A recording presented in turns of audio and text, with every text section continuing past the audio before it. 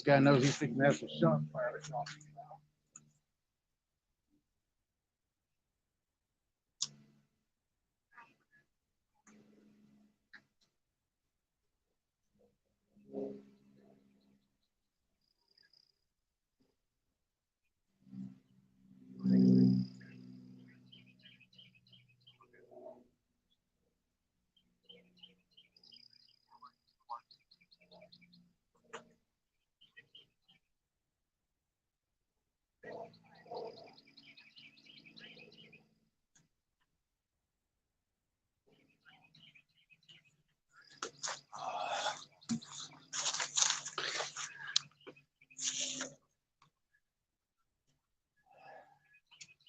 There's one person in here.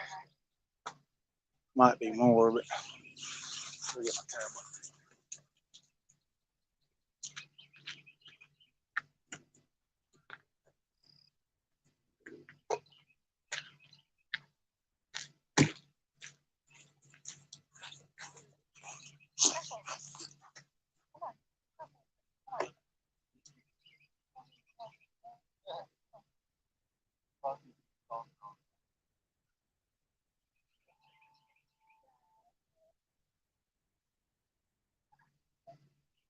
Heroes, Dale, what's going on, y'all? We ain't even got the baits out. I told y'all we were gonna go live before we even got the baits.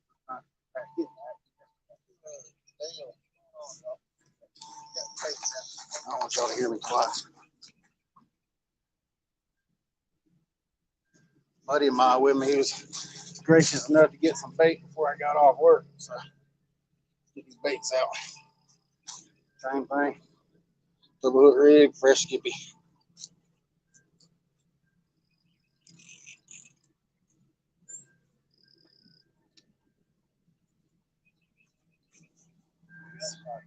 Sand it. Have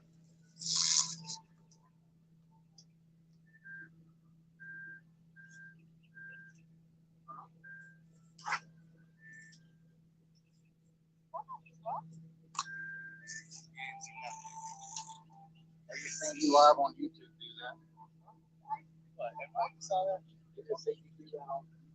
I think maybe the 2 or 3 people that's in there. Let's see. What's going on, Mike Cole? Fox hunter. Just got off work. He brought a buddy of mine. Like I said, he was gracious enough to get some bait. All I do is pull up, bait up, and go.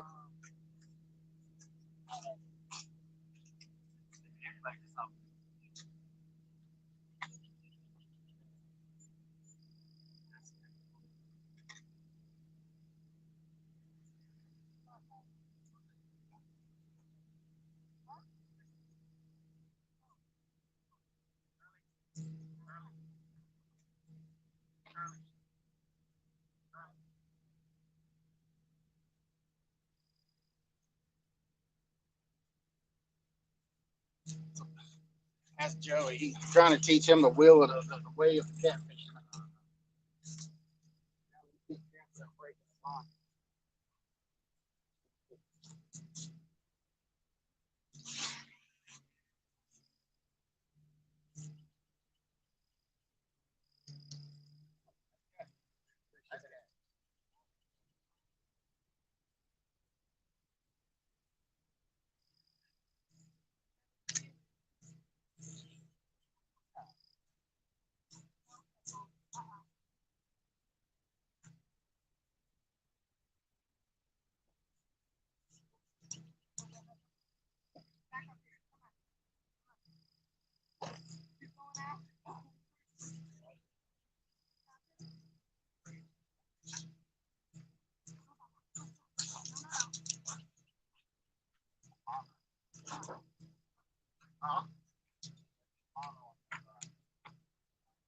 Using mono when it's doing that?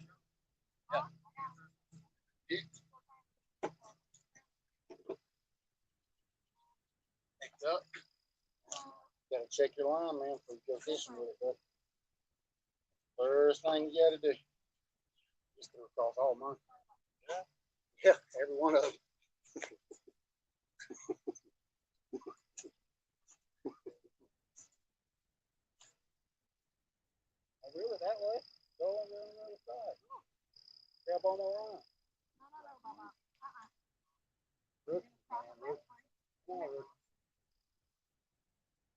there on that side. Well, I mean, if you're across both lines, you go that way. Of course.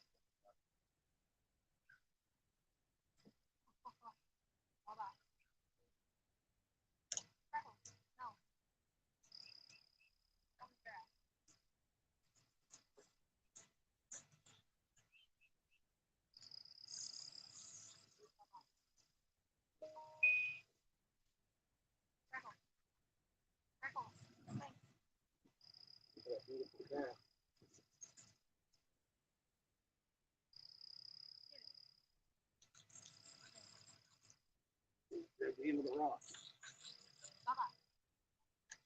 You go when you cast across people, you go to that side. That way you don't grab their line. Rookies, man, rookies. Let go. Rookie fisherman.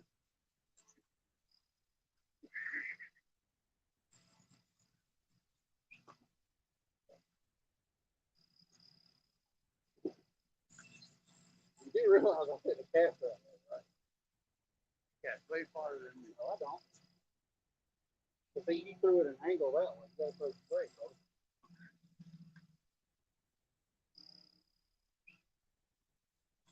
Got to cast straight. Don't cast.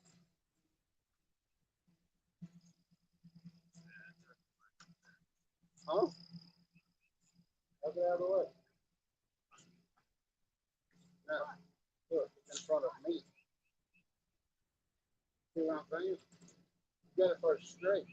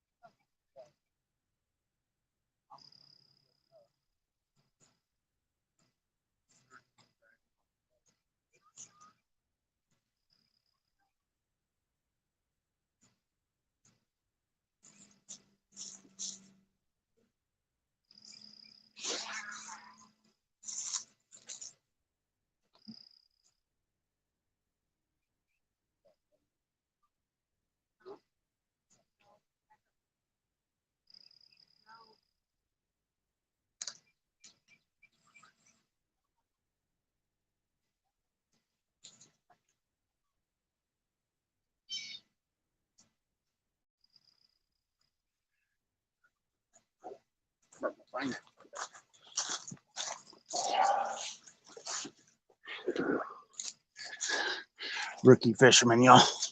Rookie fisherman. Cast all across the roads.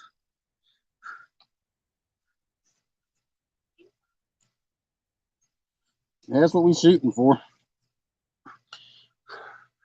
For them 100-yard casts, so to get out there over that, out there in that ledge, out in that current seam. The current ain't rolling like it was yesterday.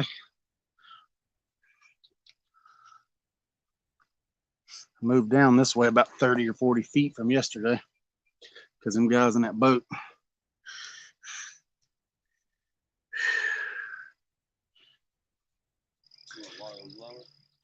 Huh? Water was a touch higher yesterday. I mean, they were running 66. Right now they're running 64. I mean, so they only dropped to 2,000.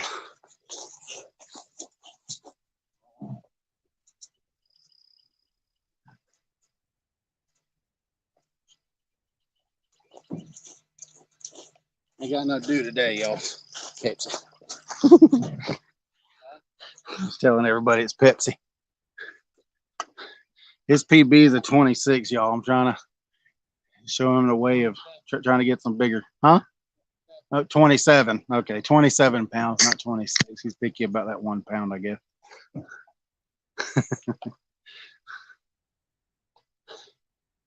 I don't know if they're going to hit it like they did yesterday. I hope they do. It wasn't out there 10 minutes and they got slammed yesterday. So I went on ahead and turned the camera on. I might not be in here today.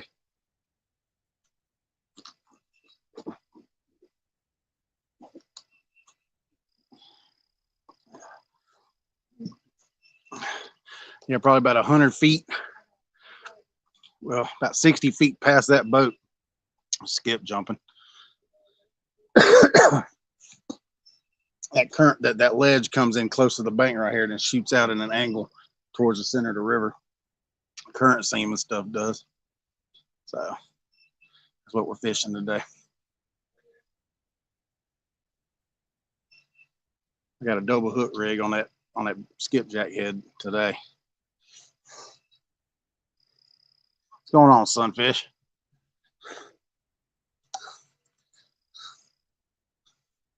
I got the work done today. I was like, I'm going fishing. He went down to the dam and got bait, so I figured I'd bring him over here to this spot. He was gonna fish that shallow spot that we fished a few weeks ago. I said, nah, come out here to the main channel, bud.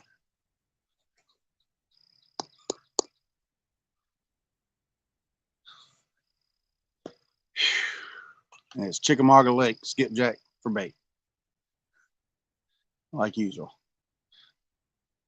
It ain't quite time for the gizzards yet. Yeah. They'll start running soon. As soon as that water drops, as soon as the lake comes up and that water drops down there at the dam. Yeah. Yeah, they'll be in here. Well, I don't know, man. There's some of them you get down there at the dam 16 inches long. That's what we was fishing with last year.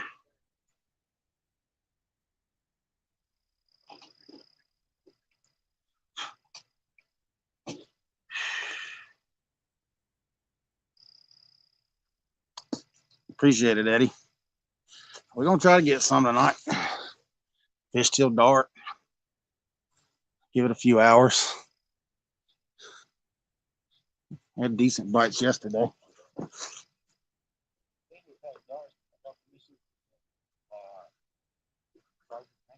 Well, you can be out here till 10 o'clock. You can stay here till 10. Oh, you was out here? Right here? Oh. Well, this is a campground. They close at 10. They lock the gates.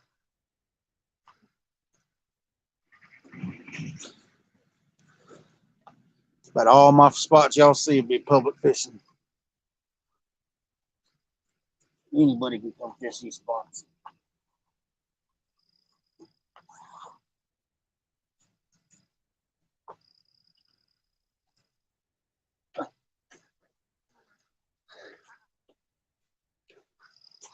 Whether I get one or he gets one.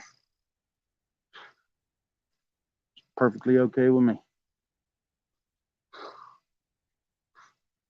That line fluffed up on that first rod. It landed about 30 yards short of where I wanted it to. Might bring it back up and retry.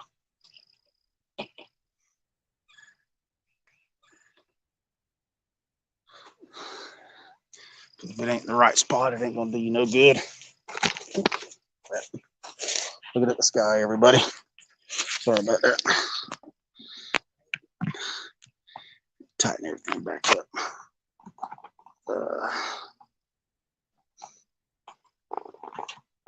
Keep that from happening. Let me tighten that up just a touch. Sorry about that.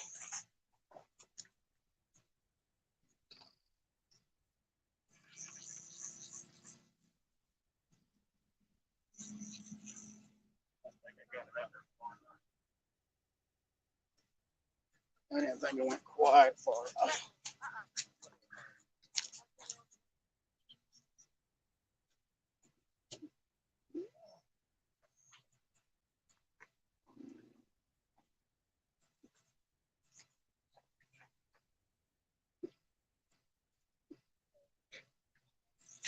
think I just moved the whole tree.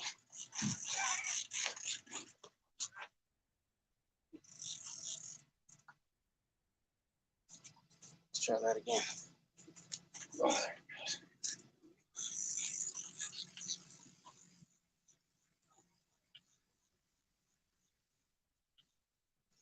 Oh, I missed the mark.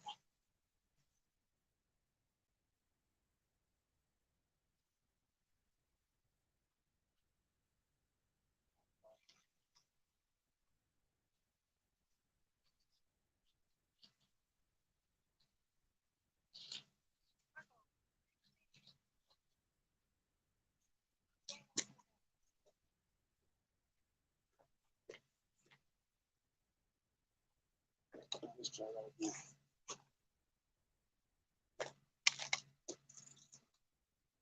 Yeah, fluff up the fat this time.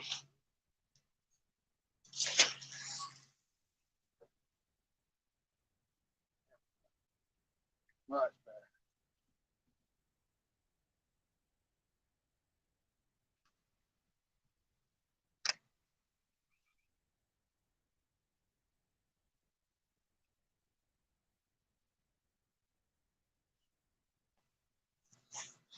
All right.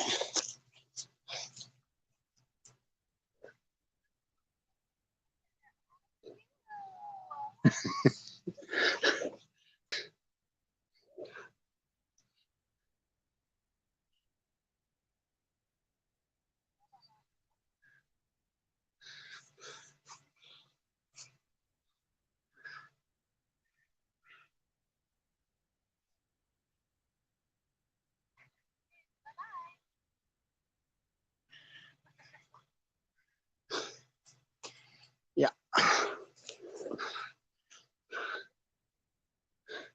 It's warm out here today, y'all. Whew. Said it was only going to be, what, 55 today. I think it's 70.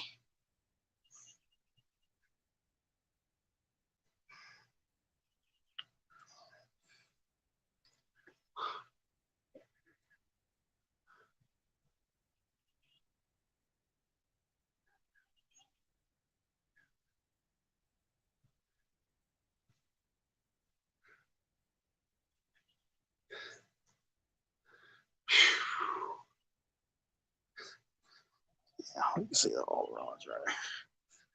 That green's a little harder to see against the contrast of that sky, but y'all can see it.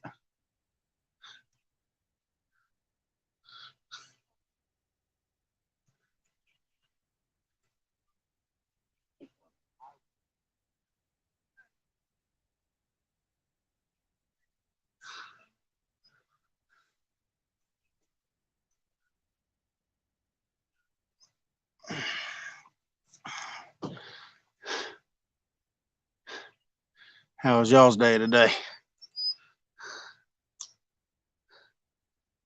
Columbus, yeah. Man, they said it was only going to be like 55, 56 today, man. There ain't no way.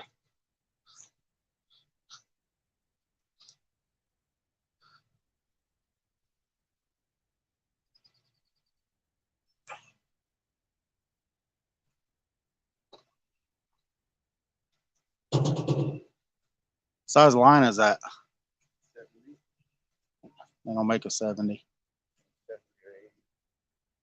Braid. That's why I've been preaching at you, buddy. You see what I just did with 50 and or 40. Yeah, no, I got all that mono at home. You didn't do none of your rods today. Got burnt, yeah. Now he's got 80. He's got braid on there. I've been preaching at him and preaching at him and preaching at him. He won't listen. You can't use braid on the bottom of this river, not from the bank.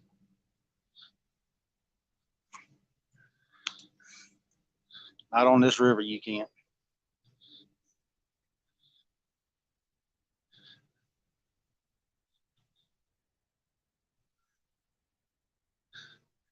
You don't run braid, you gotta run that top shot, that mono, so that braid's not touching them rocks out there. It'll nick it all to pieces because there's rocks all up and down this river.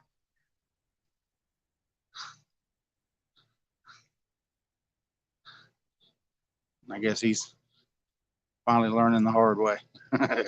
That's the second cast he's done made. I mean, you could use braid if you're in the boat. I can see using braid in a boat, but using braid on the bank, no.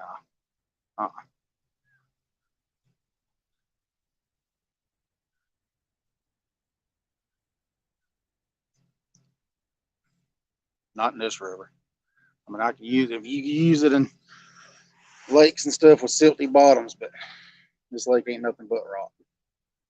This river ain't nothing but rock.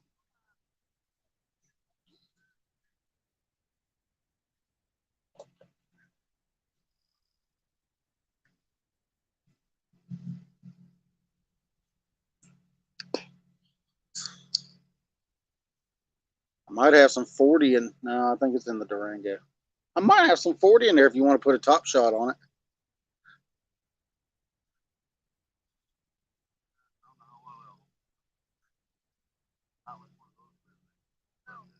You don't need a bunch of it, just about 20 or 30 yards of it. Just enough to give it that cushion. That braid's snapping because you got all your weight on that braid when you go to cast it. And when you get back to that point and you whip it forward, that's what's There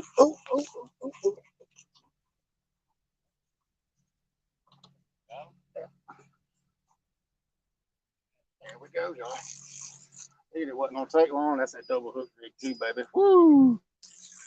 I don't know if he's got any size to him, but he's there.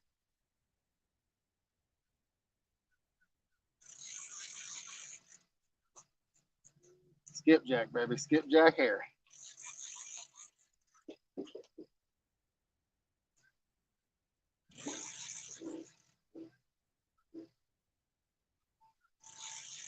I don't know if he's net worthy or not, y'all. I mean, he ain't pulling too hard, but it is a 12-foot rod, so.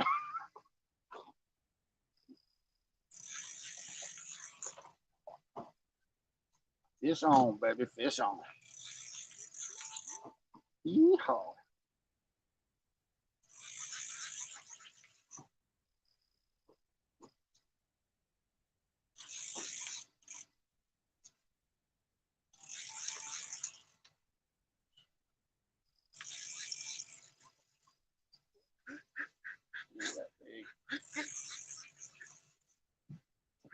Nets in the back of the truck. But I don't even think he's net worthy. I don't know. He might be a teener. He's just a baby. Yes, ma'am. This is a baby. The biggest catfish I've pulled out of this river is 94 pounds. Yeah, that's a baby. That's just a little teener. He just got overflowed for that big bait. I mean, I'm that fish I caught 51 inches long. I had to hold him like this.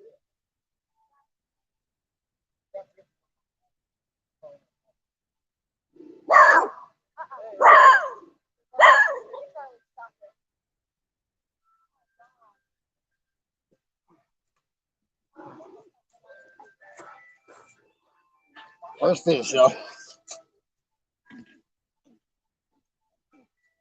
Pretty little catfish. Let's go turn her loose.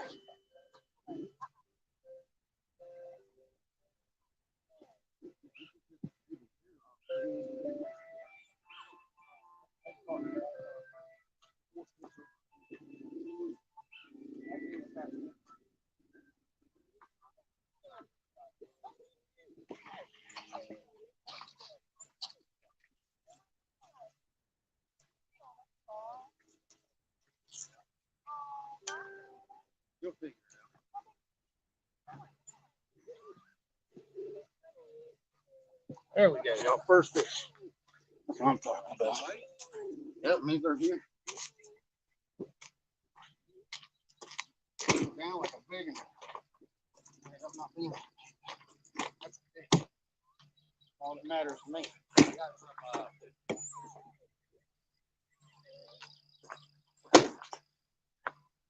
I'm gonna put that other skipjack head on there, that bigger skipjack head. He took the bait. Huh? I got mine. Spot's right inside that door right there.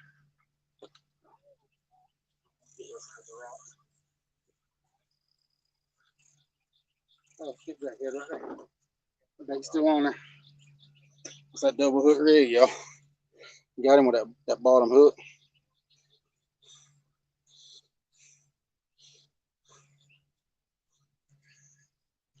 I had to re-rig it. He tore it all to pieces. Just re-hook it. Let's see. Let's rerun these hooks.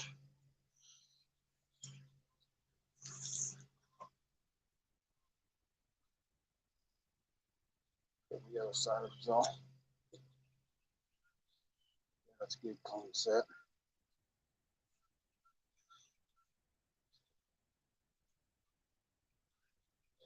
Probably would have missed that fish if we hadn't put that double hook rig on there.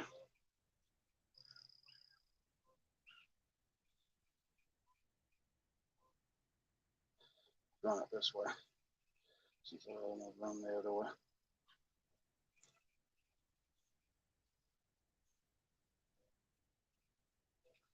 Take that tag line down in there. Clean the hook tips and resend it. Wrong with that bait. It ain't been out there 10 minutes, 20, 15 minutes.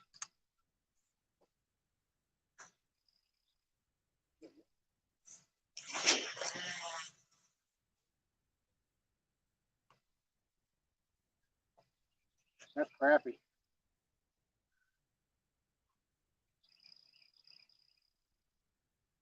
What?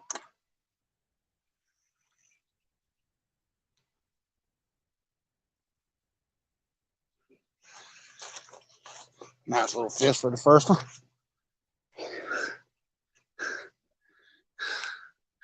Didn't take long. They're running these current seams and stuff out here, these deep channel ledges.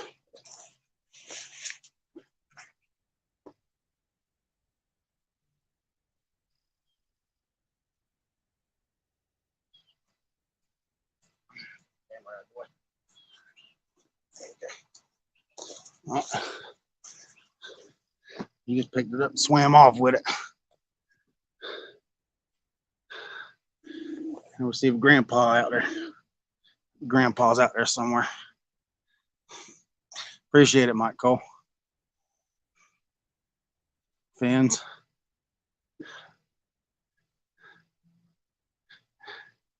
Ain't too bad for having baits in the water, what, 20 minutes?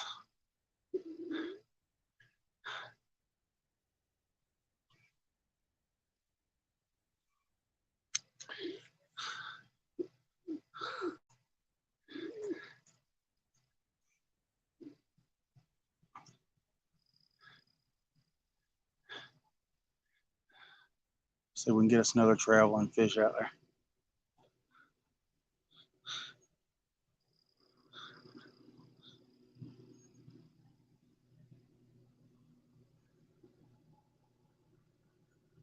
I had all the rods stacked up about 30 foot that way. I just moved back this way just a touch to try to get on that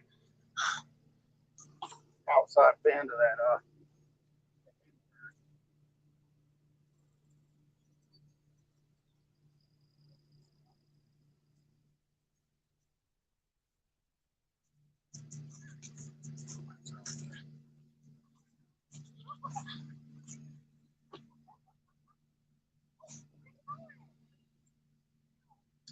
No, I wasn't in there long at all.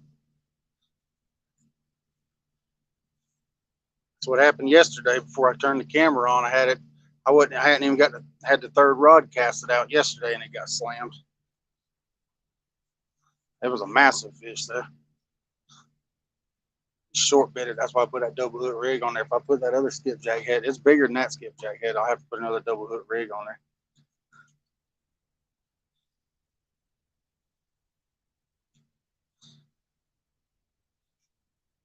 I'll take it all off. Well, all you got to do is do a uni to uni knot, put it on there. About 50 yards of it, or even just 20 yards of it. Just all you need is a topper for casting. You still ain't tying that slip sinker rig, are you? All right, man. I'll show you. I got all the stuff we need right there in that white pickup truck.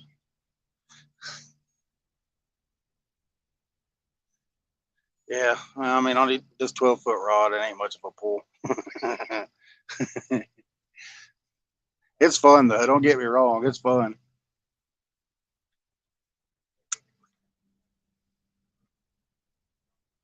Get by the land of fish already. That's pretty cool.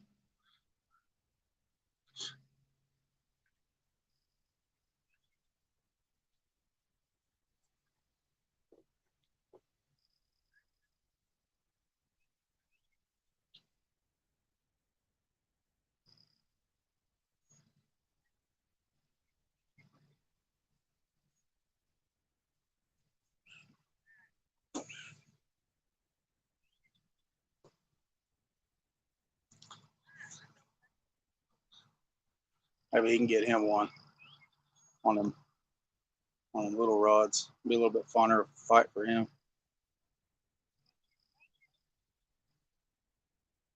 You want to save some of that braid now.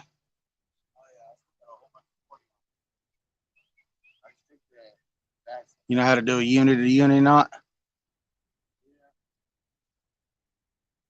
All right.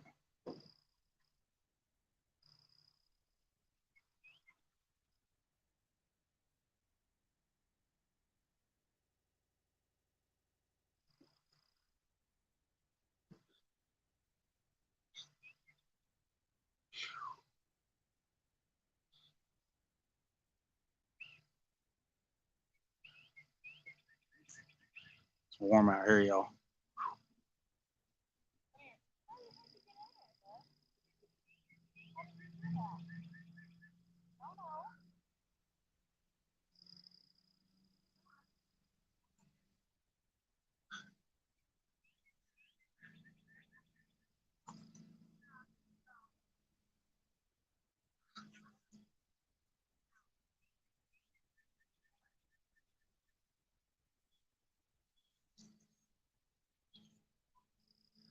Yeah. Where are you fishing at, Dale? You up north or out west or?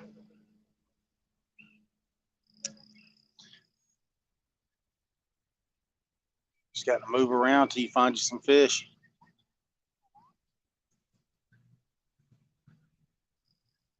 I've got quite a few bank spots I fish. I've probably got at least 20 bank spots that I fish.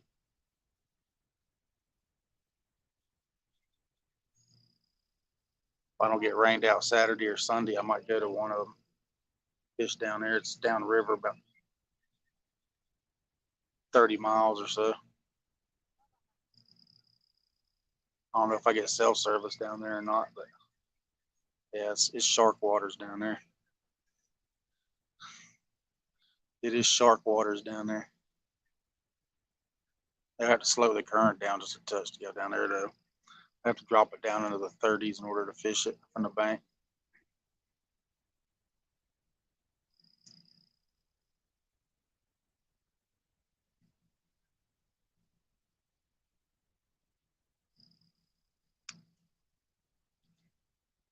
It's like a 90, it's like a 92-foot hole, give or take, surrounded by a bunch of ledges.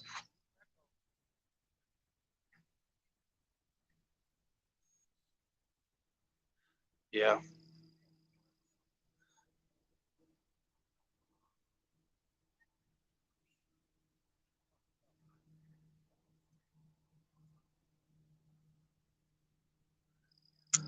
I'm sure there's somewhere you can fish. You just have to drive around or use Google or something like that. Find you a good spot. Something you can access. You can just find you a good eddy current, like 2.0 fishes. That spot where he fishes, where all them rocks are at, that's a big eddy current. Well, technically it's a small eddy current, but them fish will gather in them, get out of that current, eat the bait that gets washed in there.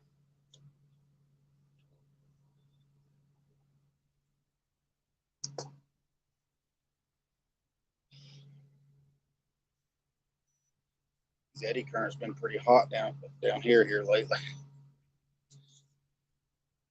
Channel ledges.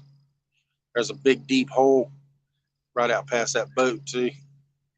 It's crazy, like probably about like I said, about 60 feet. It's like a 45-foot hole right there. It's just a big, huge hole, and it comes out into 35-foot water straight out that way at an angle. So it's hard to get your bait to land right in that hole unless you get down there on them rocks and stuff.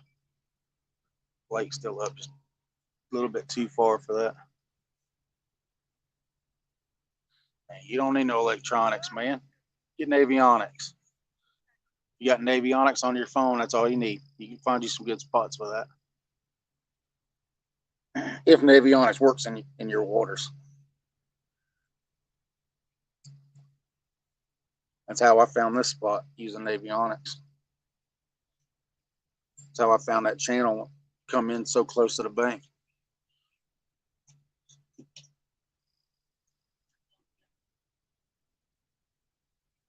I got fella just fell in the boat.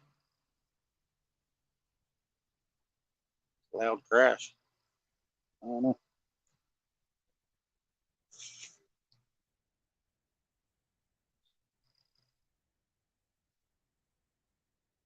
I'm a firm believer in Navionics.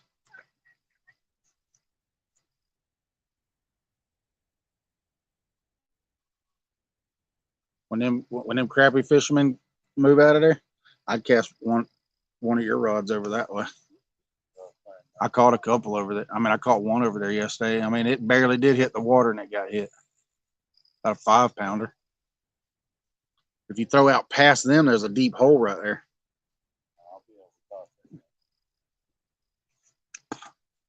You need to rig it up with a good slip sinker rig. Easy peasy. How much weight you throwing on it? Is that rod weighted for that? Okay, yeah, 6 will be fine. Put you a little cut piece of bait on there. Put you a steak on there. Throw it out there. Yeah, it'll handle it no problem. That's what my 10 photos are rated for. It's 8 ounces. Yeah, I got all my leader line. I think there should be some more swivels in that ammo can.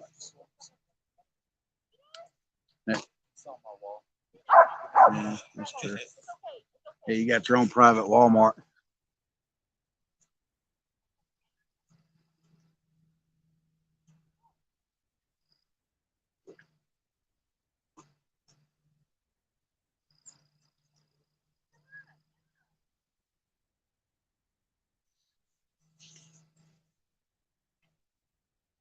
Yeah.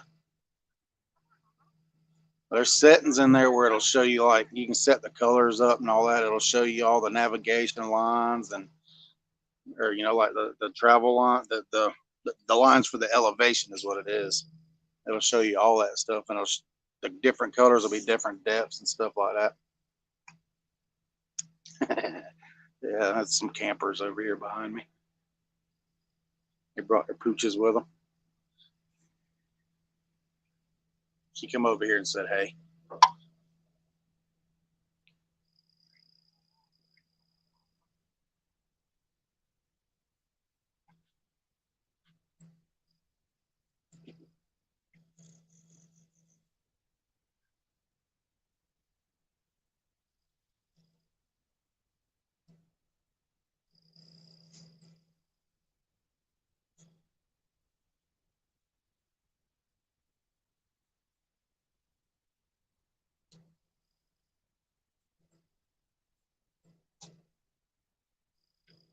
That poor fella's lost. That's why I'm trying to help him.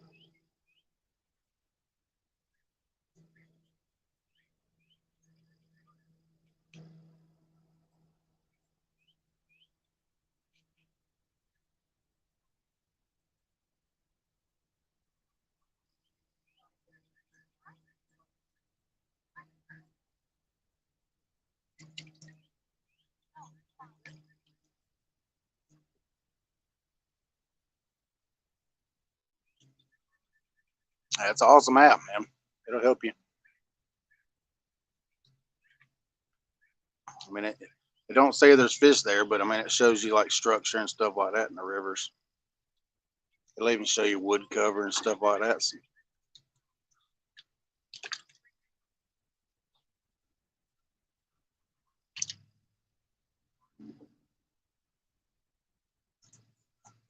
help him right quick, y'all.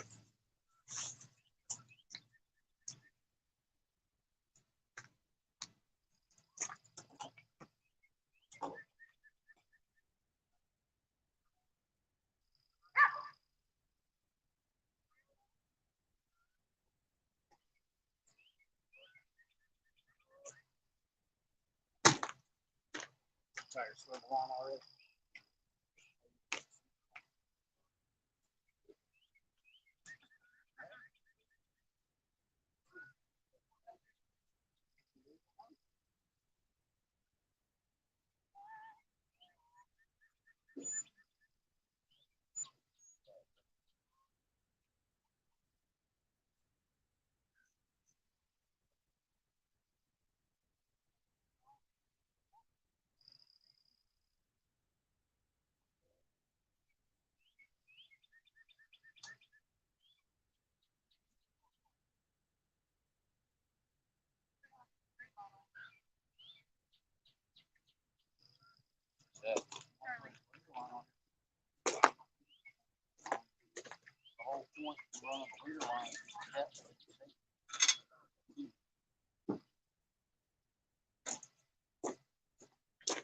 It's 50 already on there.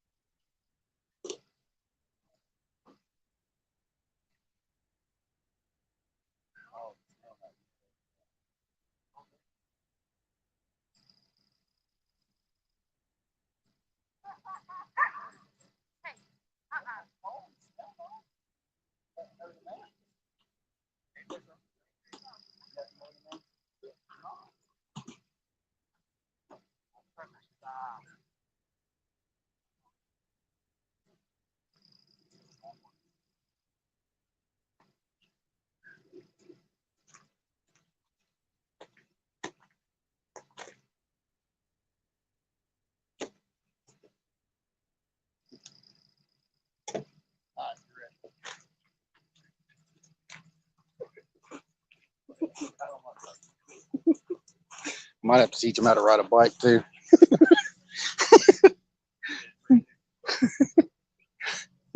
Had to help him out. He said it was a fancy name for the snail knot. He's like, that's a fancy name. No, that's what it's called. Now I bet you won't snap off now. You shouldn't. It'll be fun. As long as you tied your uni right, it'll be fun.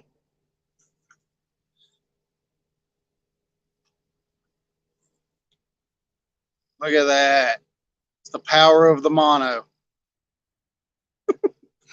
Yeah, we got one reef robber. About 20 minutes in. About a 10-pounder, I'd say 8-10 pounds, something like that.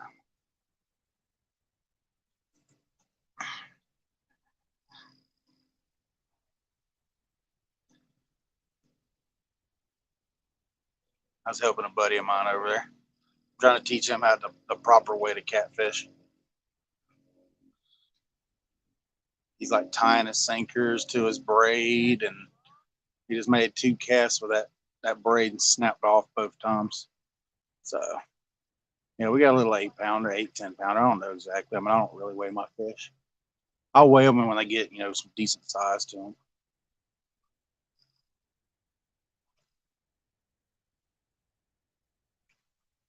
Hoping we can catch. We're fishing that channel ledge out there again.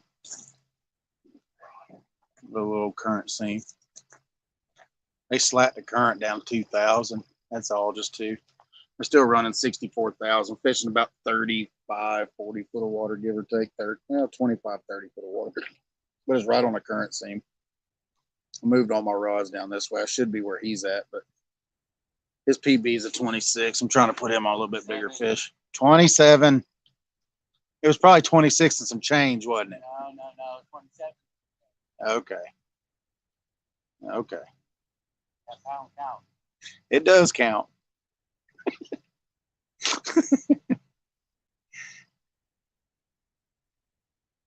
Trying to teach him the way of the proper catfisherman.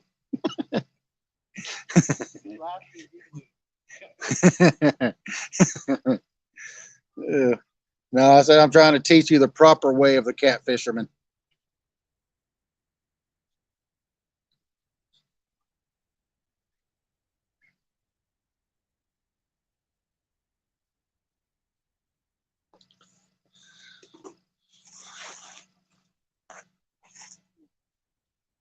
Because what's going to suck is when you're fishing with that braid right there and you tie into that 60-pound blue that's swimming through there, and it's got that little nick on it where it touched them rocks out there, and it goes pop. Look. Hang on. Let them take it first.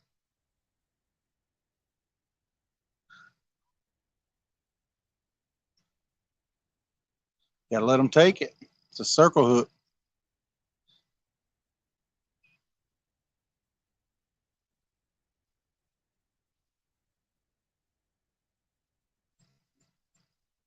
Yeah, just keep it locked down. Don't worry about loosening that drag up. See, that circle hook, you want to leave it locked down. That way the fish will swim into the hook and hook itself. Then all you do is reel down on it. Don't even pick the rod up. Just stand up right there and just crank down on it when you see that rod bend over, like I did with that one.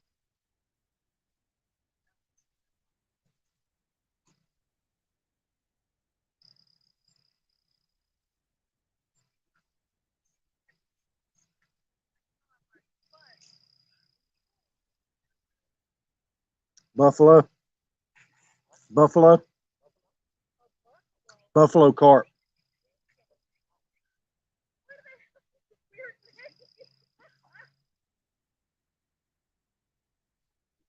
It's good catfish bait. I heard they eat good too. No, it's probably a buffalo. If it came up, went back down, you probably, what did it do? Did it do that? It's probably a skip. Could be a skipjack herring. I haven't seen any turtles out here.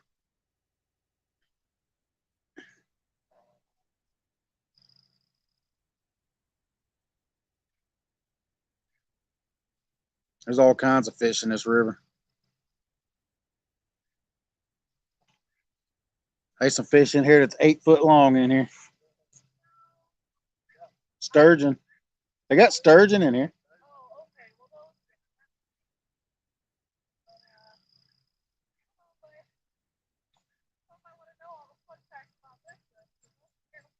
That over there at Chester Frost off that pier, we got a 6.5 foot paddlefish.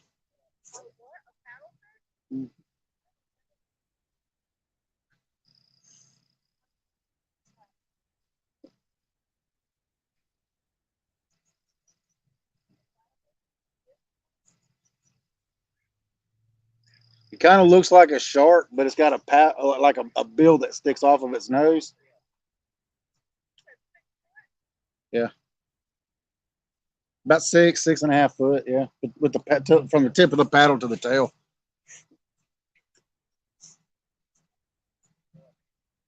Your uni wasn't any good, buddy. And you're ruining my fishing spot putting all this fishing line in here. I asked you if you knew how to tie a uni. I know how to tie a uni. Your uni just came apart. That wasn't my uni.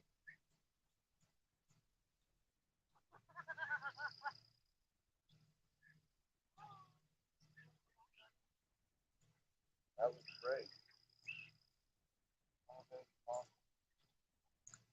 Well, you've been fishing with it for how long and you haven't changed it out?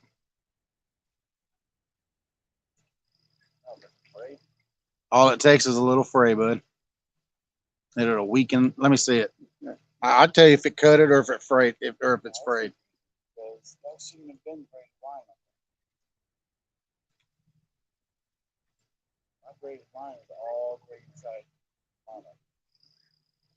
I don't know, bud. I don't know what to tell you.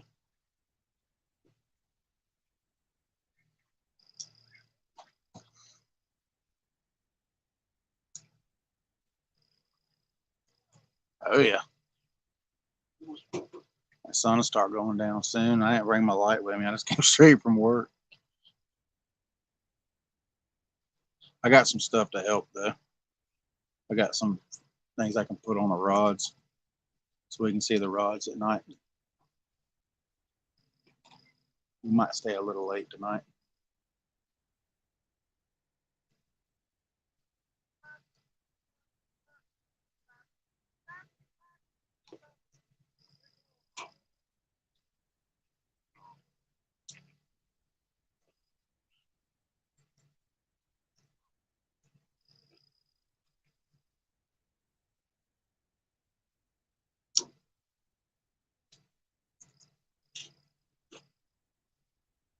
Hmm. Wow.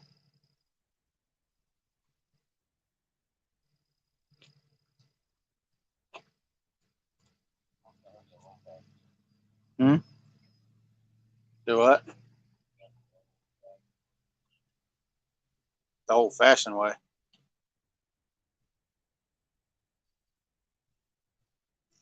There wasn't nothing wrong with that rig I put on there. Yeah, I would say there's nothing wrong with the rig. I think it's space. You need to add one mono and rig. Because he's a mono one, and not mono braid. I don't know, man. It's your reel. It's your reel. I know what's on my reel. All mono. I haven't touched this thing in a long time. Has it been laying in the bed of your truck?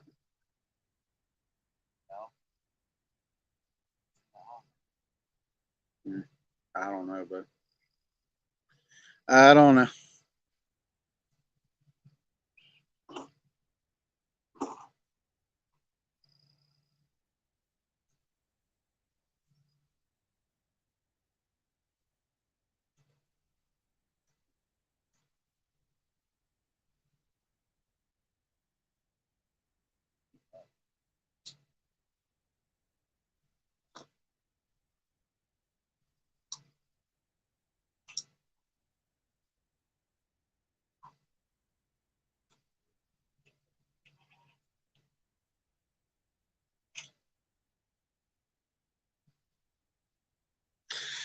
Yeah, maybe they'll go ahead and start biting soon. We're getting close to that witching hour.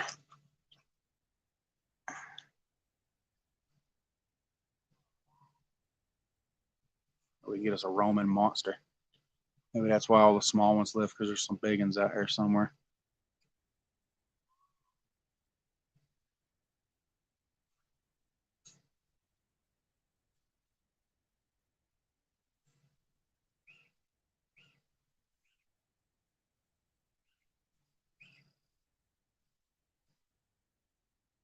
If it ain't raining, I might come out again tomorrow. Try a different spot.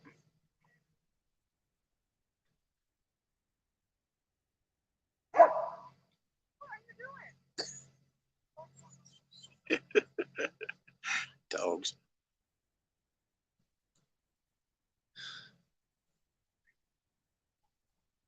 It skips about as fresh as it gets. It was caught, I don't know, about an hour before we got here. So that's what we're fishing with. Very, very fresh skip.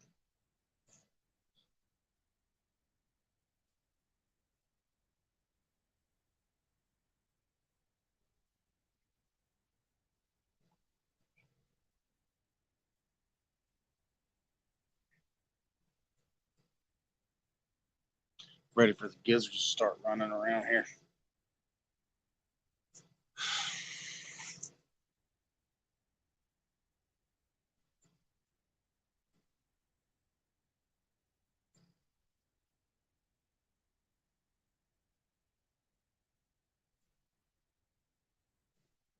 Oh.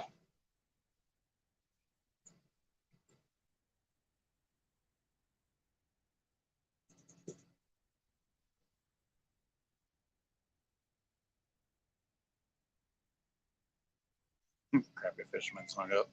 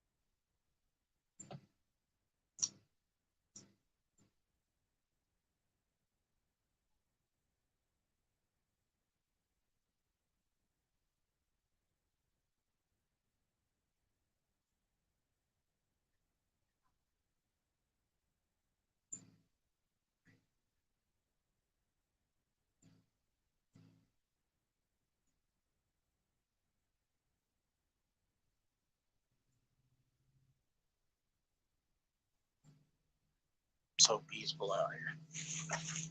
So peaceful. Ugh. This folding chair's not wanting to slide open. Ugh.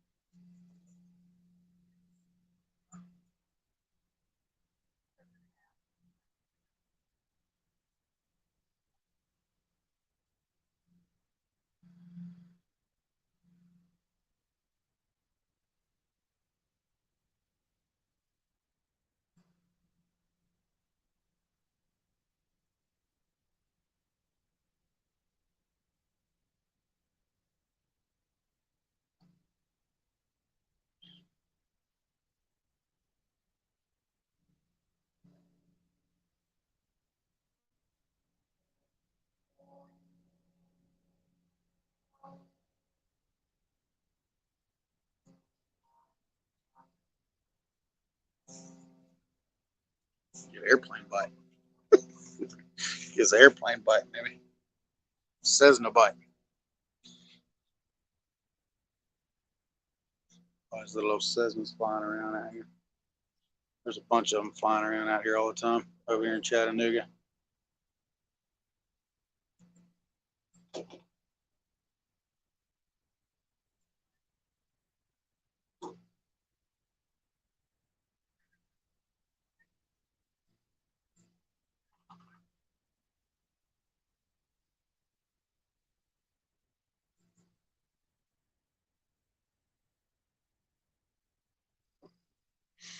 Been going for an hour. We got one fish. Hoping maybe a little bit before dark, maybe it'll go ahead and start firing up.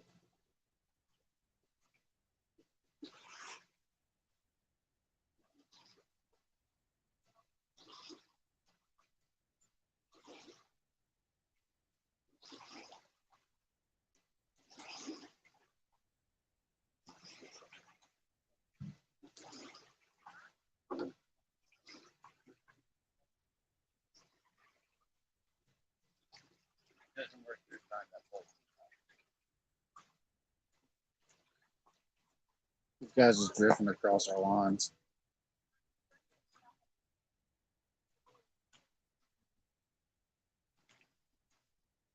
Okay. And then it's your prop.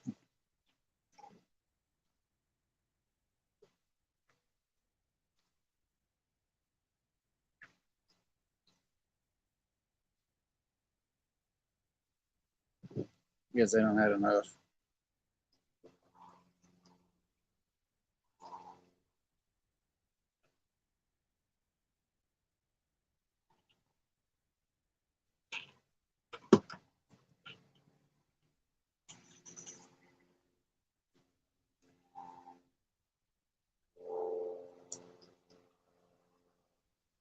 Let's see. Let's see if third time's a charm, y'all. It's been the third time he's casted that rod.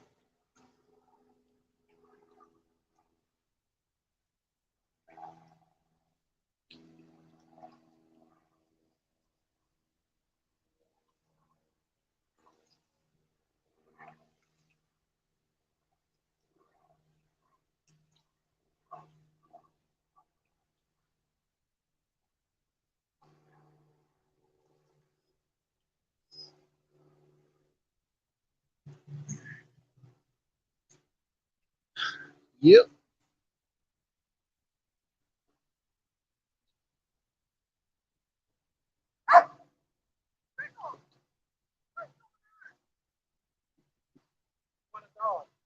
No, I'm good. I got enough mouths to feed at the house. I'm good. Yeah, I'm good.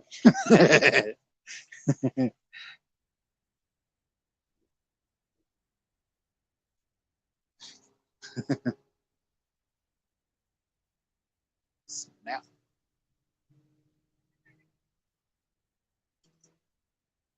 What? Hey, it stayed on this time. That's a plus. Hey, you don't have. I got it on camera. It's all on camera.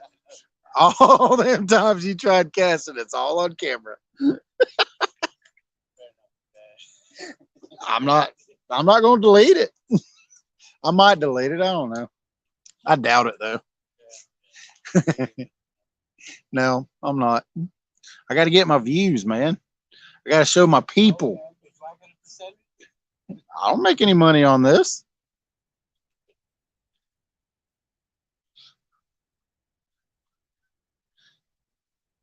People that watch me are the diehard guys that don't mind sitting there staring at rods because I don't talk a whole lot. So I just cast the rods out and I try to keep them entertained the best I can. What's going on, Mike Cole?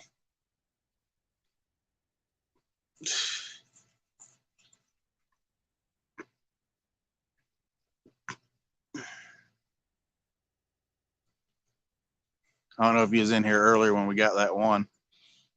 About 20 minutes in. Might be about time to freshen some stuff up. I don't know yet. I don't really want to though, because if you leave it out there, they'll grab it. I'm not much of a bait swapper, a bait changer, because they'll take it either way. I mean, skipjack's hardy bait. They don't wash out very often. It takes a long time for it to wash out, especially in this cooler water.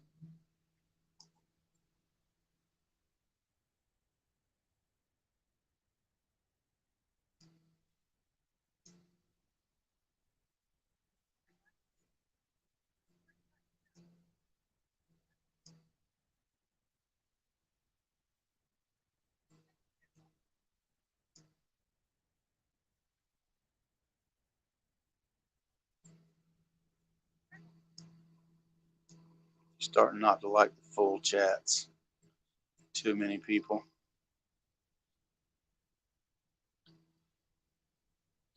Yeah, I don't have a lot of people in mind. Just the diehard guys that like to sit here and stare at rods and hopefully they'll get a bite.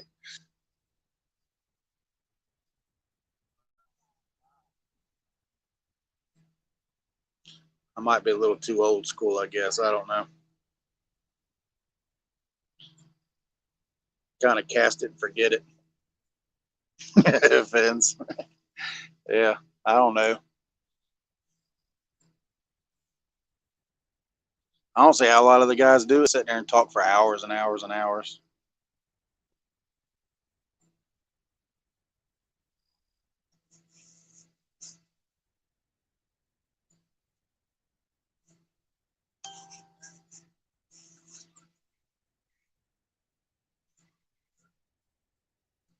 I just love to fish. Take y'all with me. Take y'all on my little journey. I'm on a quest. I'm on a quest for at least a triple digit. Once I get the triple digit, then I want a state record. Then I want the world record. That's what I'm looking for. I've been looking for it for 20 something years.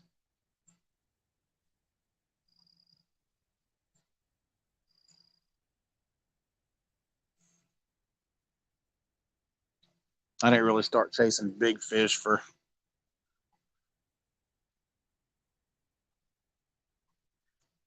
no, I ain't no movie star. I'm just a normal, everyday guy.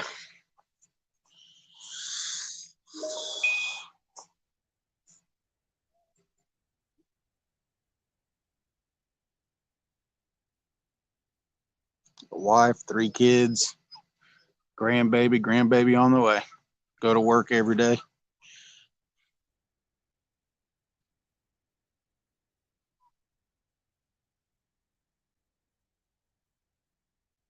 I just love to fish. I love the quest. I mean, I'm gonna fish for other things too. I got my cameras coming. I ordered 2 GoPros. I bought some editing software today too, on top of ordering the cameras. It took me a while to figure out which cameras I was gonna get. I ended up getting 2 GoPro Hero 7s. What's going on, Regs? Sitting out here talking, man, about how we're just normal folks, like to catch fish.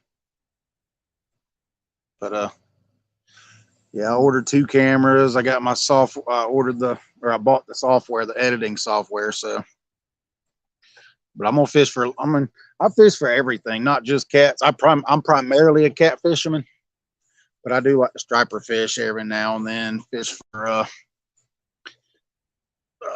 I like to sit bluegill fish. I've got some bluegill spots I like to sit at with my ultralight. Stripers.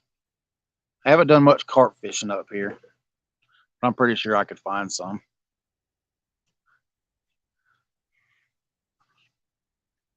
I usually end up catching the carp or the suckers and stuff on crappie jigs when I'm out skipjacking.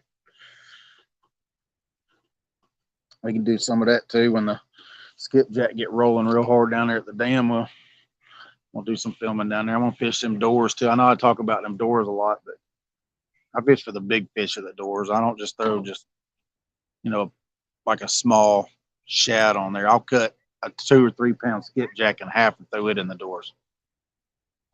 14. That's nice. 14.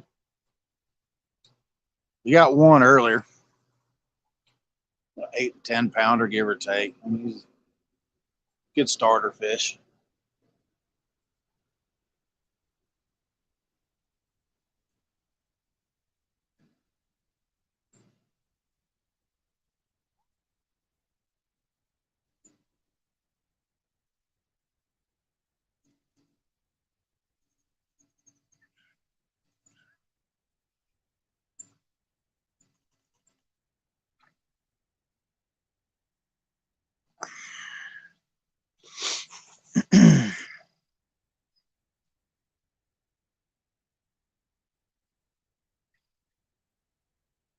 Nice. That's what I'm talking about. I haven't got a flathead yet this year, which surprises me because I usually get them in February. That's when I start catching them around here is in February.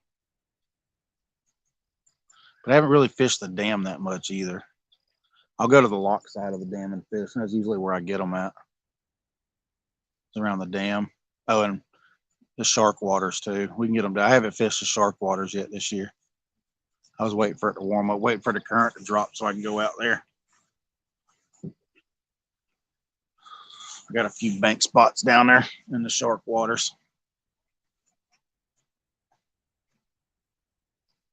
Yeah,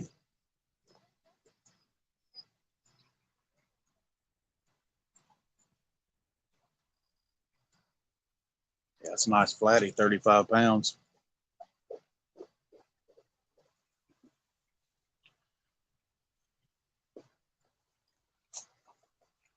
That's my wife's PB. She got a 30. She got it the same night I got my PB blue last year.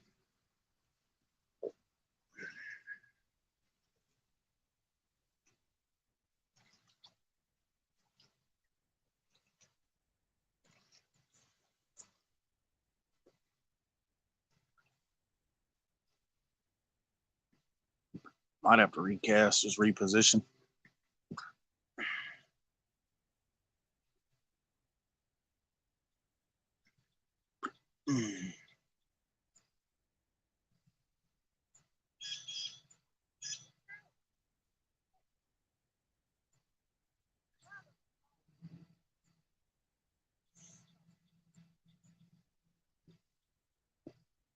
Yeah, I bet. That's awesome. Yeah, I can go fishing. I don't have to catch fish. I can sit and watch other people catch fish and have just as much fun. It's like Steve Douglas on his last video, the way he was shaking when he caught that monster at the beginning. Ugh, that's why I fish right there. It's for that excitement. It's that adrenaline rush, not knowing what grabs the end of your line.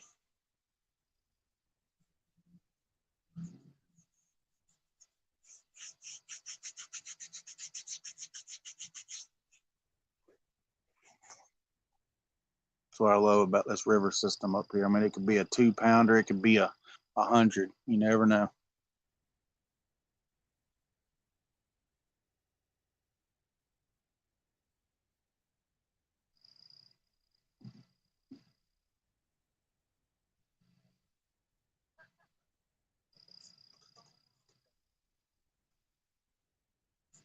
I need to break out my striper rod. I hadn't used it in a while. Is the water still super muddy down there at the dam? Yeah. Yeah, we have to wait. We gotta wait for it to clear up. Or I can go back down there and try for some stripers. Go down there and throw some flukes.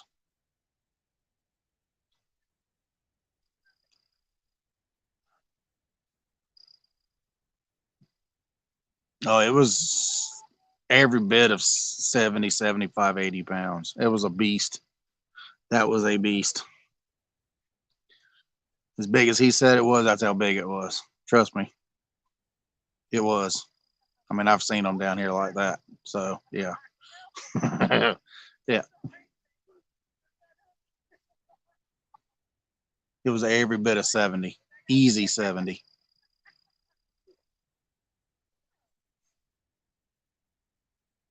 I mean, I really don't weigh fish. I've got a measuring tape.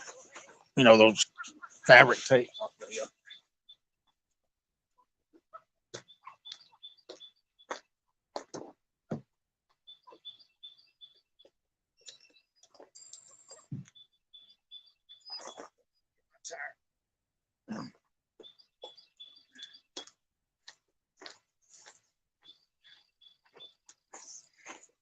That's all you'll need right there to weigh a fish.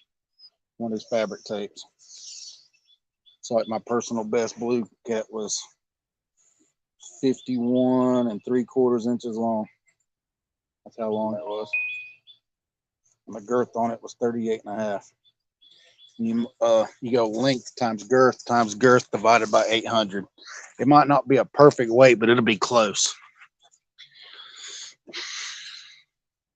That's why I keep this with me just in case. Because fish like that, you don't really want to weigh them because it puts too much pressure on their gut and their back and their side or whatever.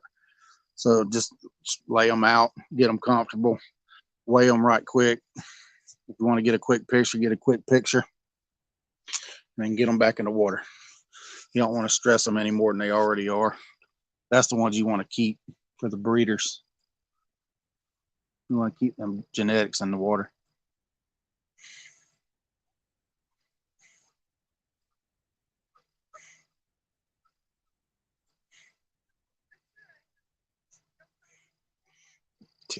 it back just a touch more than you see the very tip of that rod right there. Tilt that camera just a touch back. Come on. Still trying to figure out this tripod I just bought.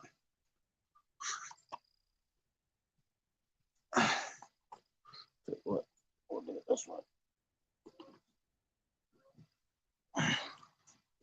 I'll get the tip of that first rod in there. Well, I guess it's close enough. I ain't gonna sit there and fight with it. Something grabs it, y'all see it. But yeah, it was a beast.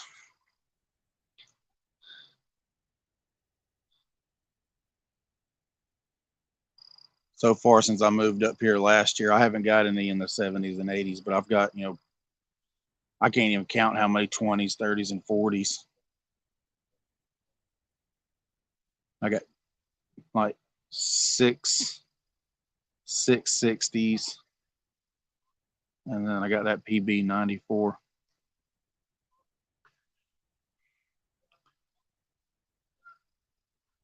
So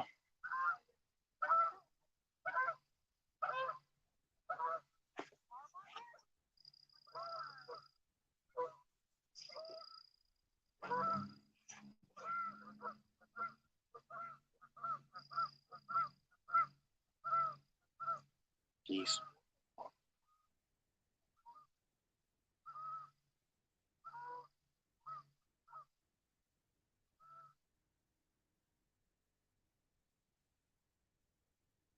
Yeah, we got one about 20 minutes in, catfish hammer. I went on ahead and set everything up before I even cast a line out today, since I missed that big takedown yesterday. But yeah, about 20 minutes in, I'd say 15 to 20 minutes, give or take. Got a 8 to 10 pounder, so I didn't weigh him.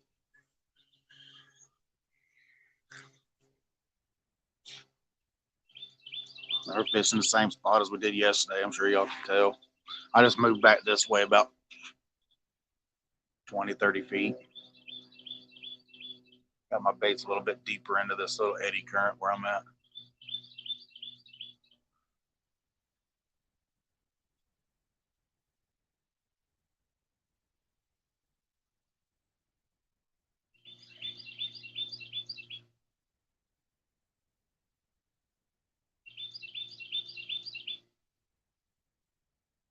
Yeah, I see a lot of guys hanging them big fish from their jaws too. You don't want to do that. I mean, it can break the jaw, and they won't be able to eat, and they're going to end up dying anyway. That's why I keep that fabric tape with me. If I do get something that big, I can just measure it. I mean, I'm a CPR guy, so I just like to take care of my fish.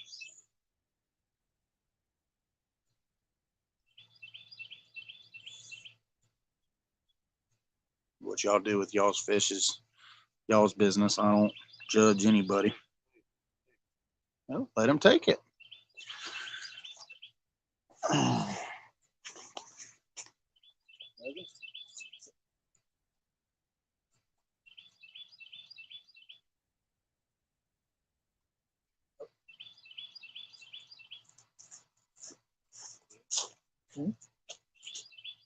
Yeah, gotta wait for them to take.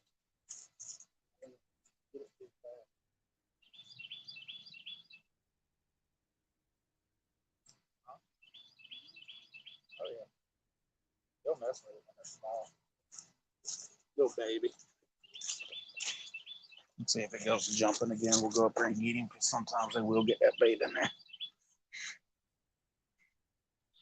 Yeah, I don't reel down too fast, y'all. I always let them take it. And make sure that hook's in their mouth. Because if you just reel down on them too fast, you're going to spook them and they're going to swim off anyway. So just let them play with it until they do get it. Eventually they'll get it. It's a pretty good sized bait.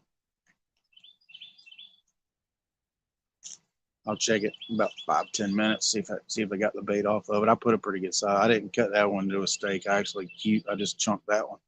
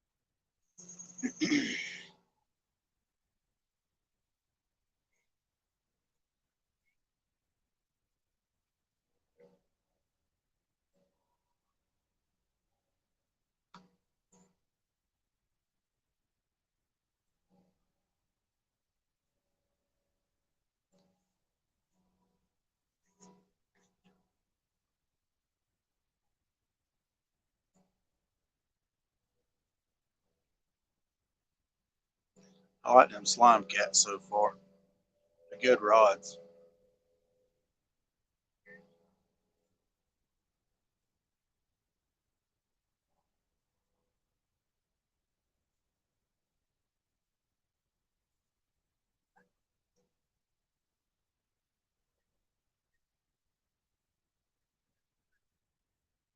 Might try a couple other brands too. I might get 2 or 3 more 12-footers. Try them out. Order some more 50s. Oh yeah, I tried to, man.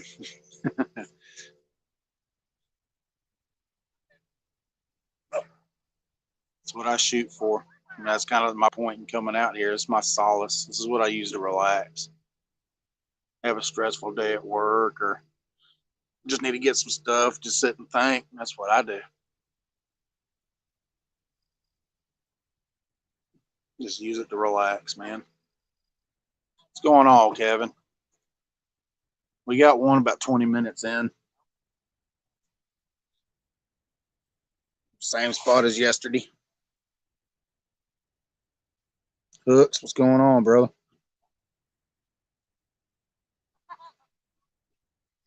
If it don't rain, I'll probably come out here again tomorrow. I might go to a little bit different spot. I don't know. I kind of do like that spot though. We had a bite a few minutes ago, but he didn't take it. He just gave it a little love tap.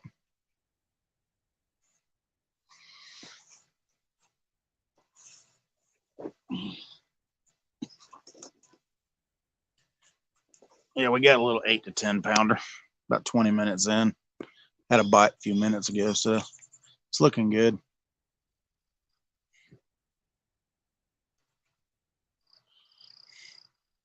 Might be a pretty decent spot once the sun sets. I've got some stuff in there where we can see the rods at night.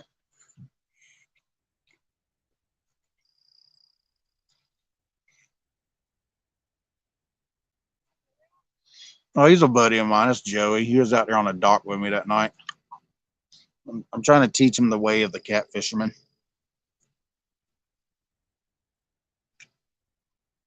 I've got, hang on, I'll show you. I got the two 12-footers these are all 12-footers. This is a slime cat. That's just an ocean master from Bass Pro Shop. That's another slime cat. Another 12-foot slime cat. I've got 10-foot rods in there, but I'll let him use that. I'll let him get that in. I'm trying to get him on a bigger fish. His PB's like 27 pounds. But yeah, it's just 2 slime cats right now, and then that Ocean Master. It's Bass Pro Shop's brand. My 10-footers are Bass Pro Shop brand Cat Busters. I'm gonna try some different ones too, just to try them out, give them a shot. I might get an Okuma if I. Problem is you can't find the Okuma casting in stock.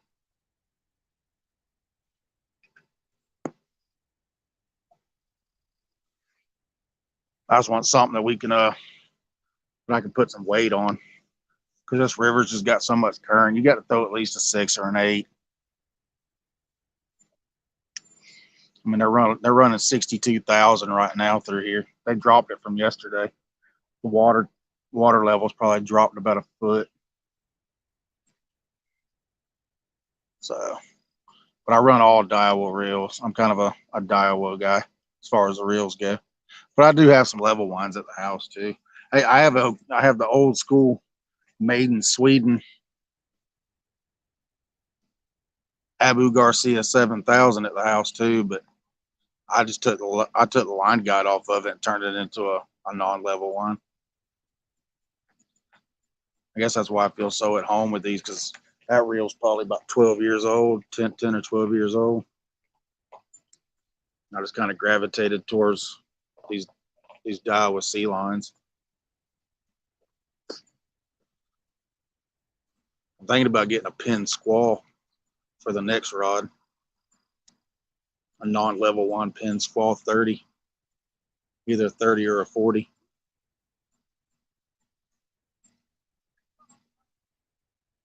Yeah, I just like my surf rods for distance. I mean, it ain't really about the size of the fish. I mean, you seen yesterday I caught a 2-pounder on one of them. So, I mean, you can catch little fish on these big, huge rods. Even a 10-aught circle hook. If they get that bait in their mouth just right, they'll take it.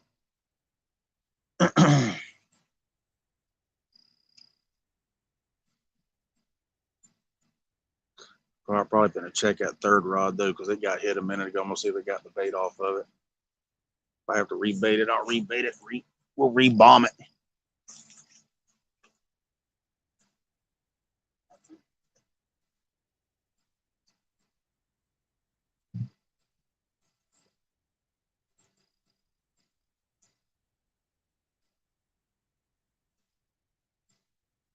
I'm checking it where I get it, make sure I still got bait on it, or if I need to rebait it.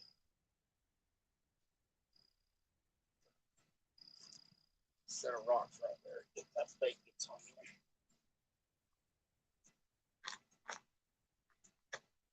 I think it broke off that go around.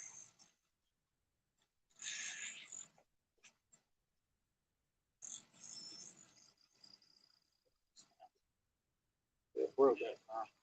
Huh? Yeah. I was just checking that bait and it got hung up. It happens. Yeah, it's just a slime cat, 12 foot, 20 ounce. Handles a 20 ounce, but a dial was 50 on level 1. I gotta re-rig this one and get it back out there right quick.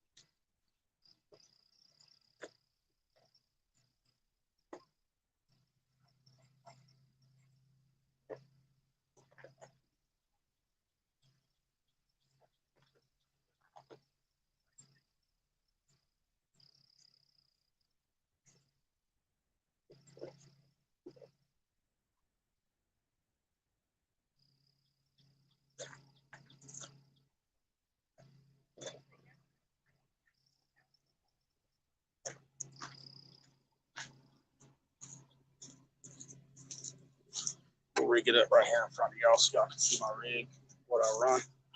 I just run your standard Carolina rig.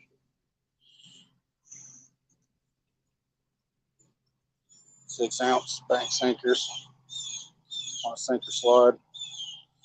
Took me 2-3 different kinds of sinker slides to find that could handle the cast of these things. Put out a whip. You can whip these things out. There's some fray right there, so check your line on these rocks.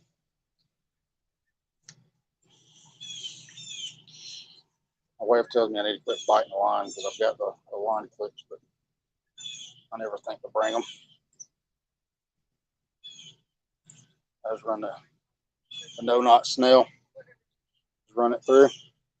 Like that real quick, and 10 quick loops. 1, 3, 5, 6, 7, 8, 9, 10. Just make sure they're not wrapped over it. You go back to the back side of the eye.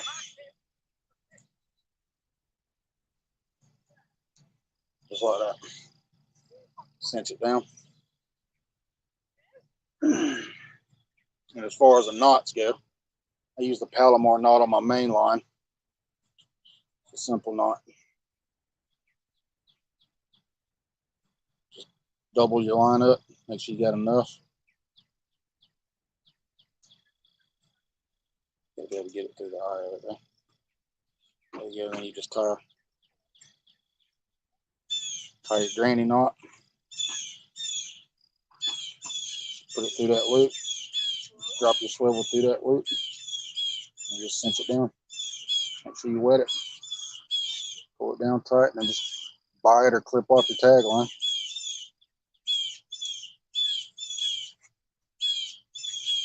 And then the leader line, I use the clinch. I use 80-pound leader. No matter what brand. I just use a Bass Pro Shop brand to go through. For this 80-pound, you only have to loop it 3 or 4 times. Because it's such big mono.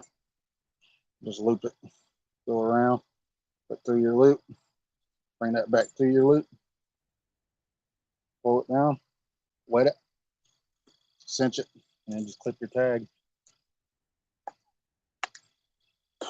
Or bite it. However you wish.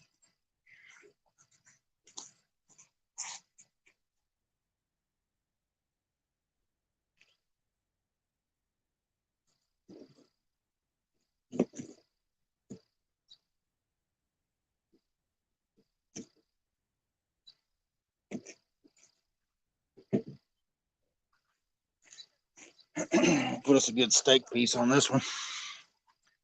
Because when you hook your steak, go through the spine so it can handle the cast. Like that. Make sure there ain't no scales on the tip. And there you go. That's your basic catfish rig right there. Carolina rig. I do run the Santee every now and then. Like I've got a couple of them on my 10 foots. I will run them on these 12s too, certain times. Just rear it back and bomb it, or you can bomb it.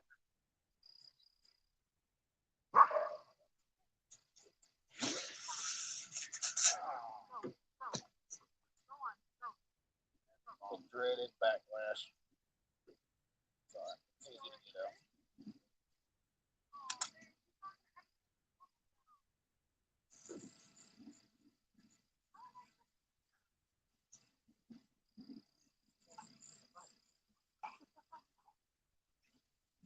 That tells you right there. That bait's still on there. Just flying off the place. Look at that.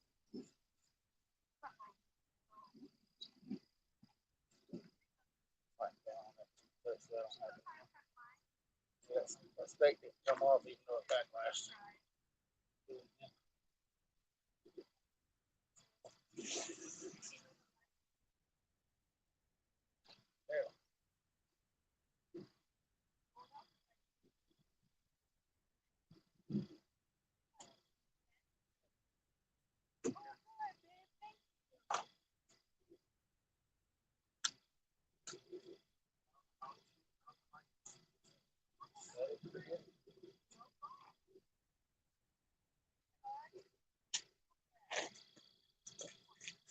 Set it, forget it. Yeah, backlash. It happens. It happens to the best of us. You're not backlashing it. You're not whipping it out there.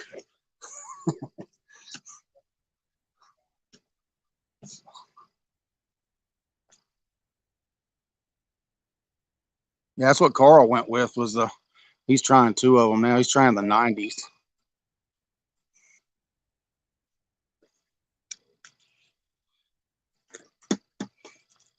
Yeah, let's see where we're at.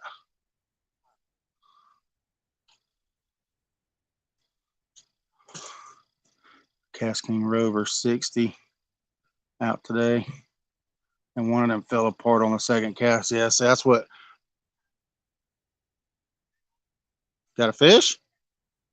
Huh? You got a fish? Just slow down. Oh, nope.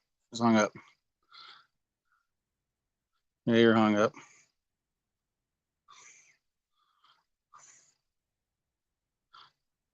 Yeah, Carl's going to try them.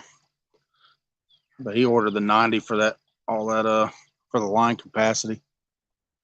I mean, that thing took like 370 yards of 40, and it took all of the 50, I think. So, I mean, they've got a lot of line capacity on them.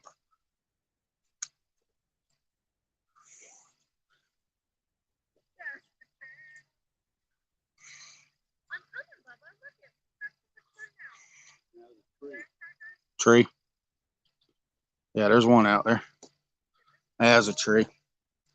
There's some trees out here. That's why them crappie fishermen were out here. If you can get it in an angle, put it right out there in front of that tree. If you can get it without throwing it over that tree limb, I'd throw it that way. Yeah. I get a little farther than that, but yeah.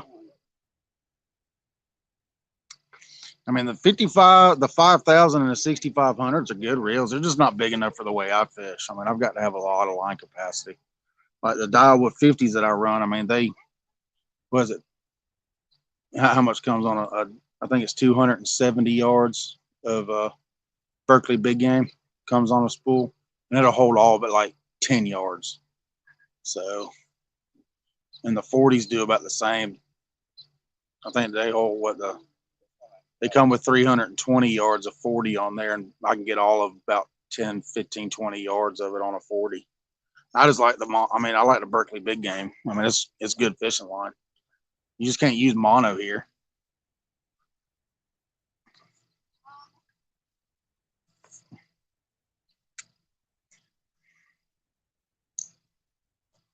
Rods. What about the rods, catfish hammer?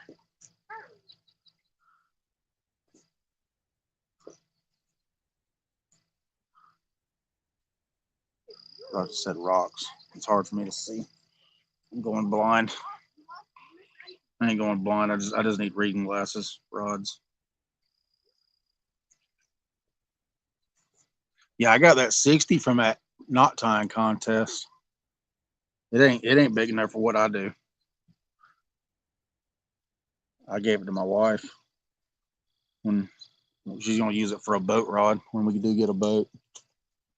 I'm gonna spool it up with like 65-pound braid when we get a boat. Let her use it. It feels so small to me. It don't fit my hands right. I mean, it's a nice reel. Don't get me wrong. I like it. It's just it just so much. I thought it was bigger than that.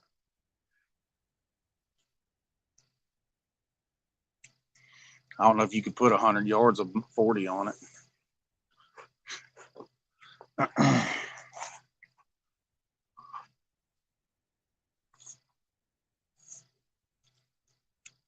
Now, when I get a boat, I'm gonna get the muddy rivers. I love the way the muddy rivers feel.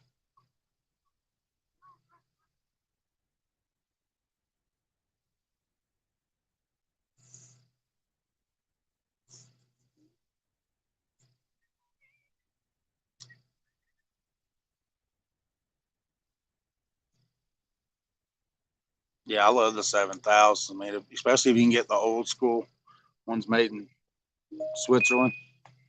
Don't get the ones made in China. If you can get the ones made in Switzerland, yeah, they're good reels. I bought 3 a long time ago, and I used them for years and years and years and years and years. I got that one at the house. I just need to send it off and get it rebuilt. It needs a complete overhaul. Like, I mean, I only oiled it once or twice for the 10 or 12 years I had it. I abused it, and I shouldn't have. I should have treated it a little bit better. These reels, I oil them once a month.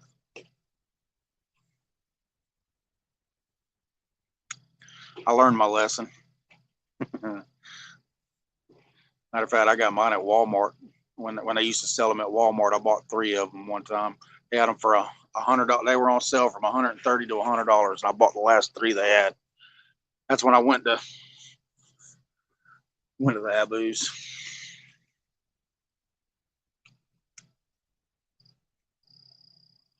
Off a local guy. Yeah. They don't really have the rods and stuff here. I mean, they've got like Big Fish Outfitters, but I don't ever go up there. Buddy of mine selling one of the pins, but he's got an Avid reel on it. He's got the small Avid, and it don't have the line capacity that I need.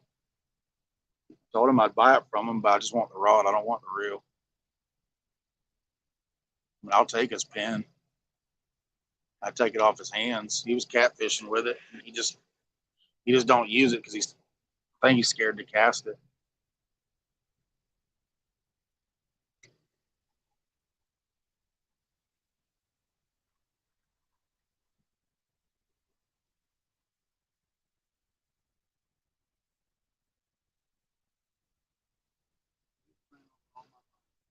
I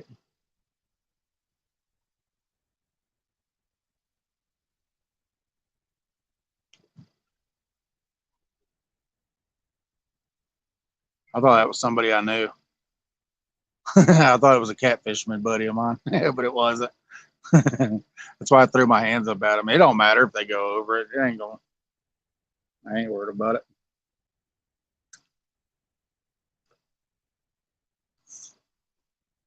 They ain't gonna get in your lines. If they get in them, it's their prop. I had a bass fisherman do that one time. I was fishing off a dock, and he'd come in about 30 foot off the dock, and I was running the clickers, and I was running 100-pound Power Pro. He stripped every single bit of it off, and he ended up stopping about 300 or 400 yards down. It locked it up. I mean, if they get in their prop, it's on them. I mean, it's not like you can't see these big rods sticking up off the bank right here.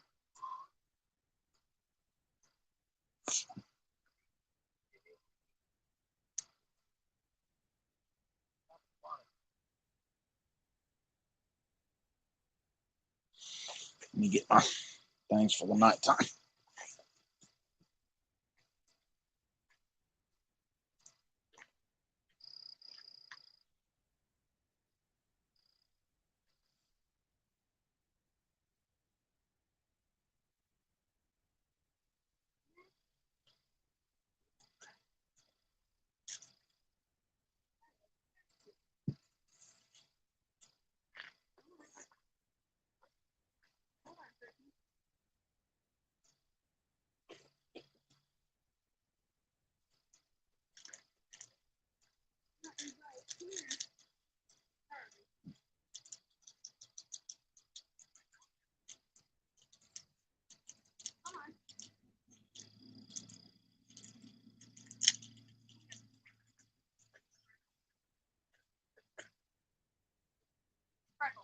No.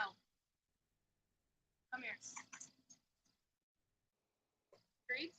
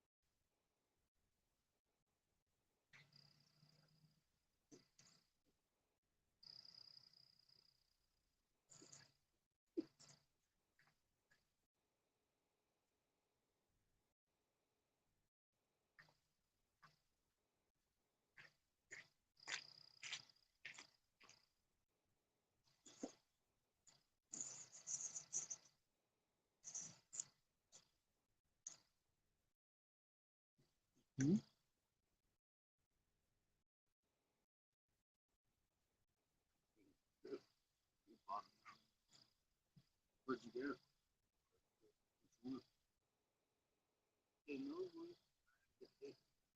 I mean, which Dollar Tree?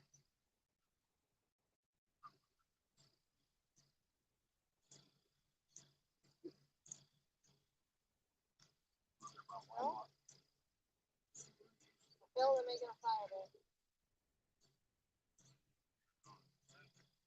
Nothing happened. Literally nothing happened.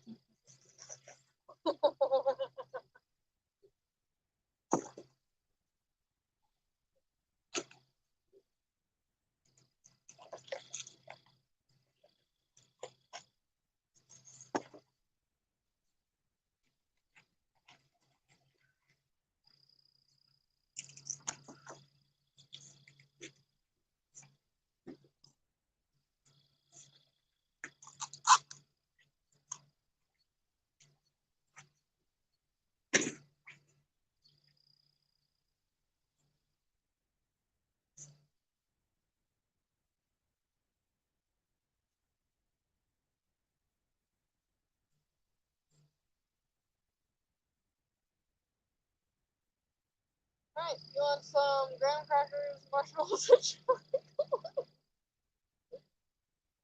Maybe instead of them roasted, we can just eat it all raw.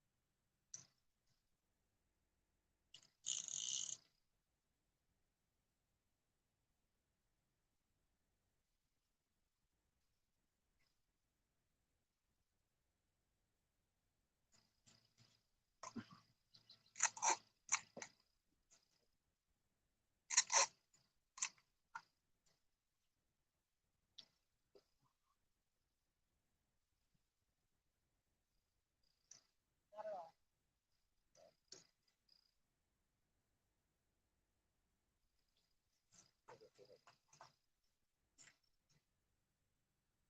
Want graham crackers?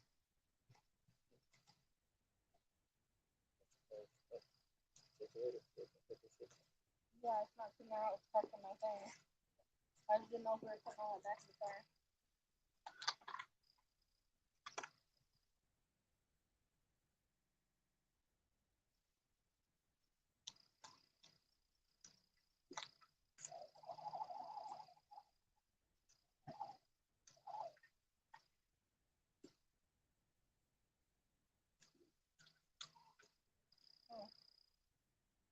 There we go.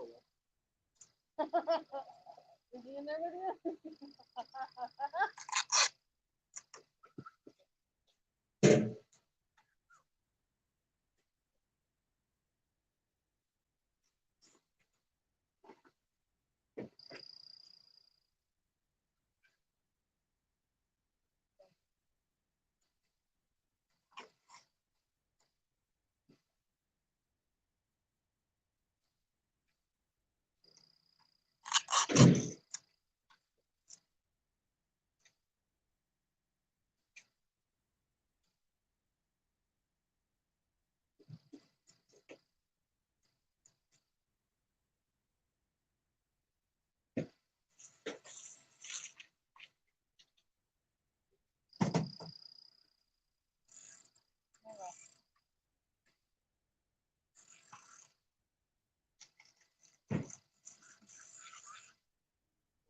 Really.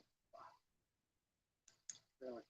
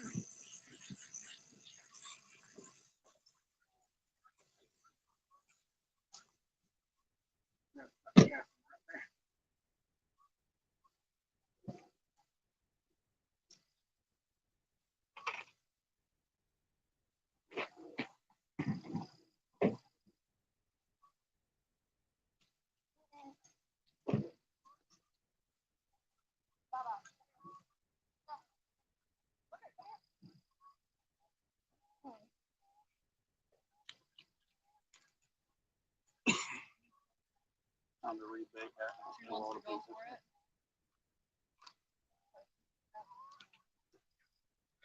Put that fresh skippy head up there on that.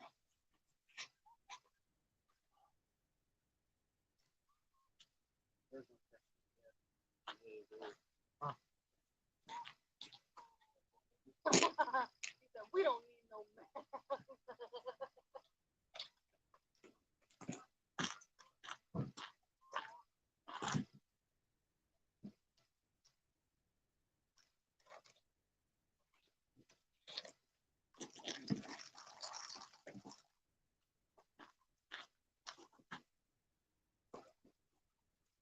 You always have like that.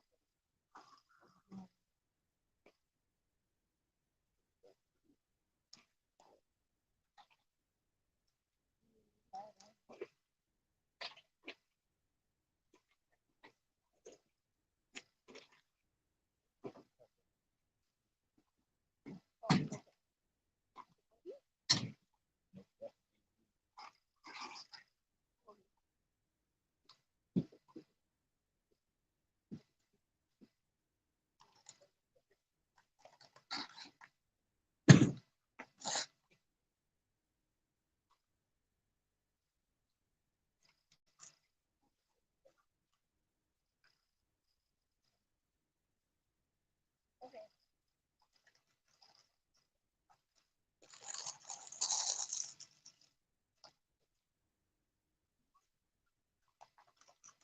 Oh, okay.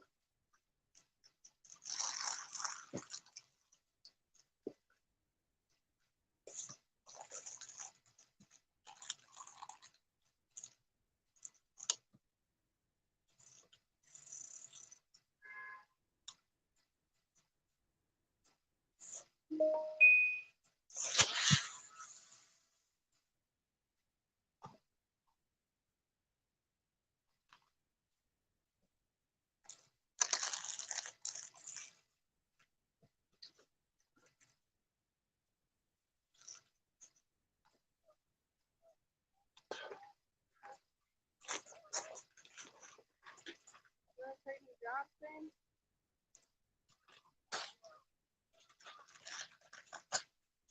See how they show up on camera. Look at that. They do show up. Ain't that nice?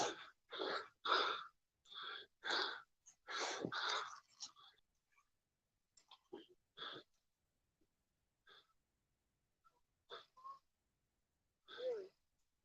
I thought you were in the tent. That's Thursday, isn't it? All right, we're set up for the night for a little while, y'all.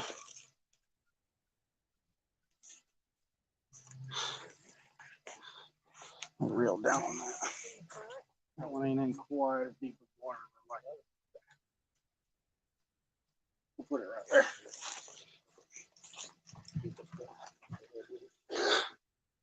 All right. We are set up for a little while. See if we can get us a nighttime bite.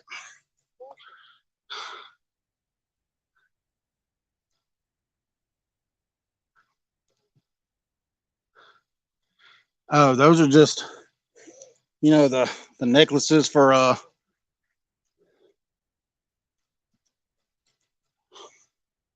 that the kids use during Halloween. That's all they are. You can get 4 of them for like $1 at the Dollar Tree. No, I just use tape them on. Tape them at the top, tape them in the bottom, and just watch out. Here we go. You can get 3 or 4 for $1. They work great.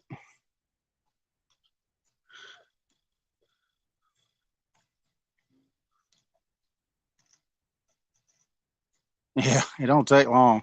Yeah,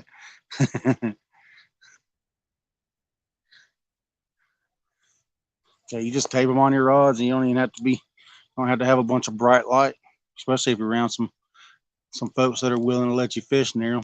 Don't want a bunch of bright light out here. You're supposed to enjoy it like this.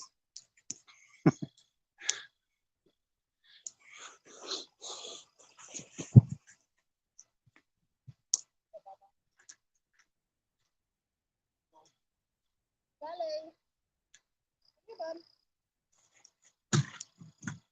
Charlie. Hey, bud, come here. Charlie. Get back here.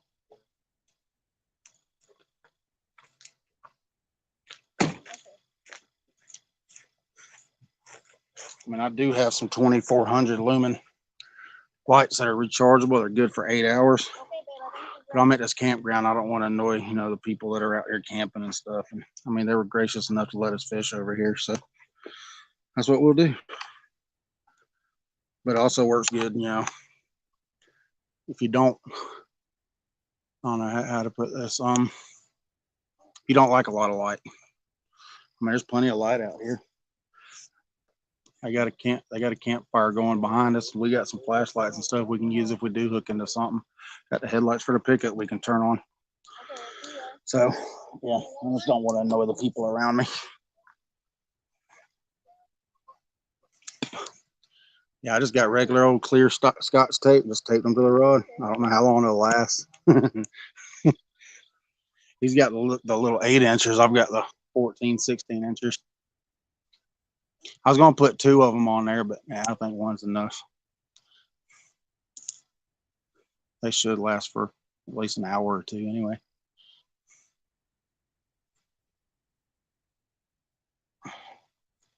I don't sit in front of the camera anyway, so I like to be able to watch my rods. Get some juice going to the phone so it don't die. We're set up for an hour or so. We get us a nighttime bite. That headpiece that first rod didn't go quite as far as I wanted. It's up on the ledge instead of down in the channel, but that'll be all right.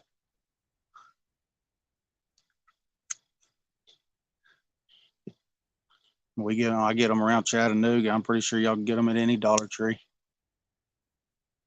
I bought about, I don't know, 40 packs.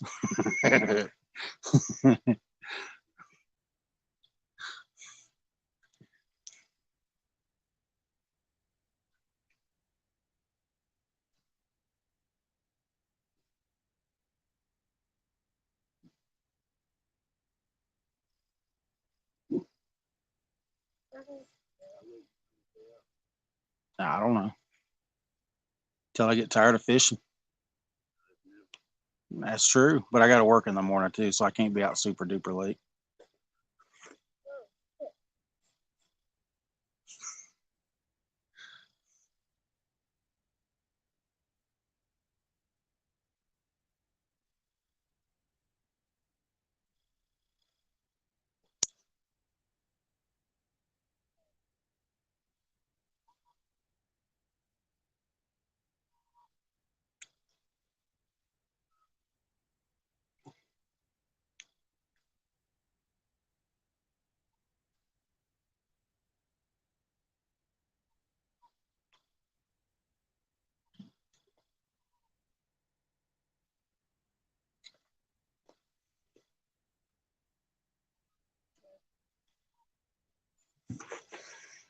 Still need to angle this thing back just a touch.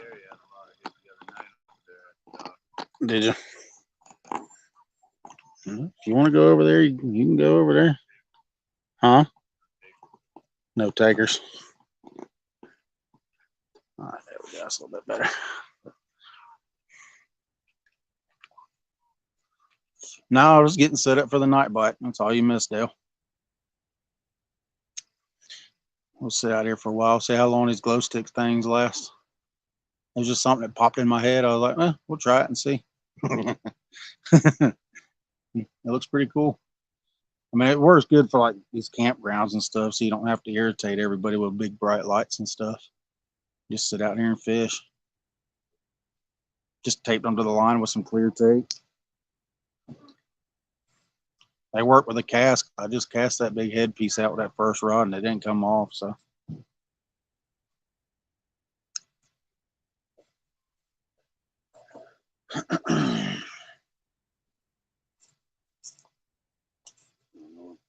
Yeah, I'll take one, appreciate it.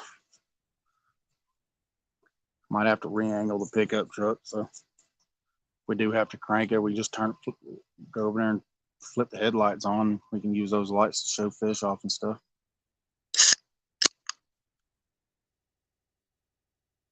They work good, man. They're cheap. You get 3 or 4 of them at the Dollar Tree for $1. Come on. What's going on, Avid? Come here. Holy moly. Come here, bud. Yeah, I might have it there. All day stuff working 10:30. Yeah, I won't be out that late. I'll probably hang around for an hour or so, just see what happens over here. Give it a shot.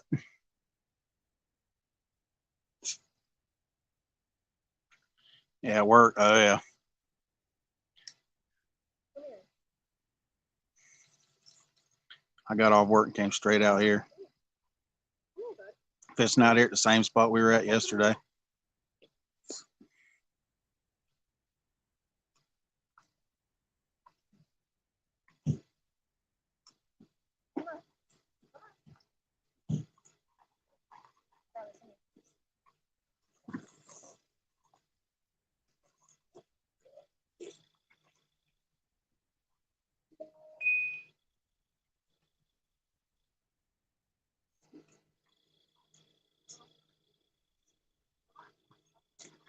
Pulling a double. You pull a lot of doubles, bud. Yeah,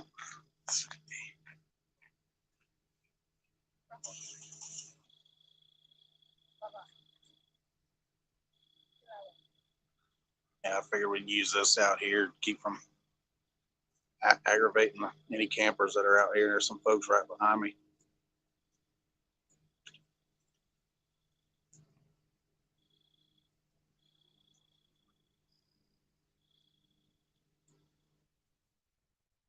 That's that 25-pound.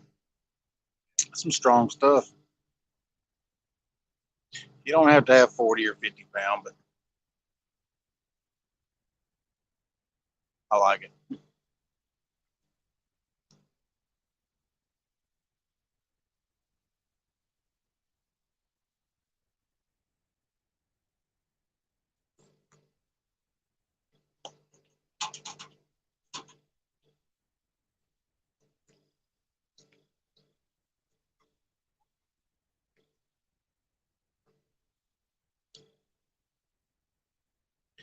We can go bright when we're out here by ourselves or something like that.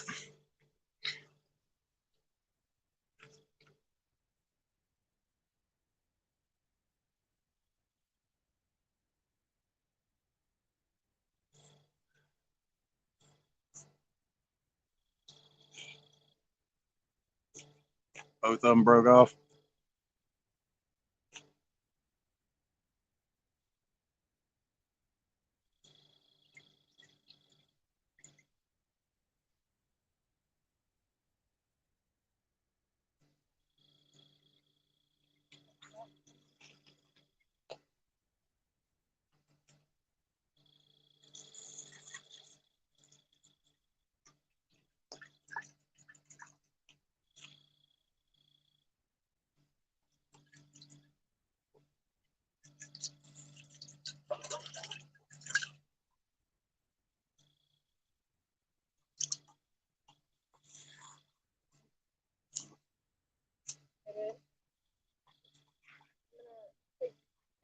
here with me. So, well, It's good line, Dale. what? Super duper strong, man. Okay. About the only reason why I'm running a 40 and 50 on these is just for the casting. That way it don't snap when I cast it. Because, I mean, you whip it out. And you don't want to put too much stress on that line. Snap them.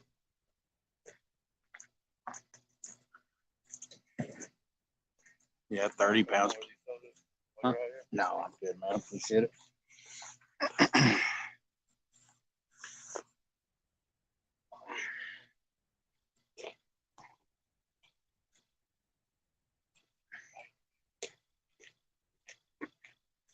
Yeah, don't forget your knife. Huh? No, I got my bait knife in the back floorboard if I need it. Yeah, Berkeley Big Game's good line. I mean, it's cheap. You can get it for what, 40 pound, 30 pounds at $6.36 at Walmart. And the 50 pound ain't but $1 more. So, huh? Well, you got Omniflex, right? You got Berkeley Big Game too. That's a good line, man. Yeah, I've got like I found it at that Walmart. And I bought every one of them I got. I got like 10 spools of 40 and like 8 spools of 50 at the house. Went to Walmart with my wife that day. She's like, "What are you doing?" I was like, "Man, this stuff's hard to find sometimes. I'm gonna go ahead and buy it up."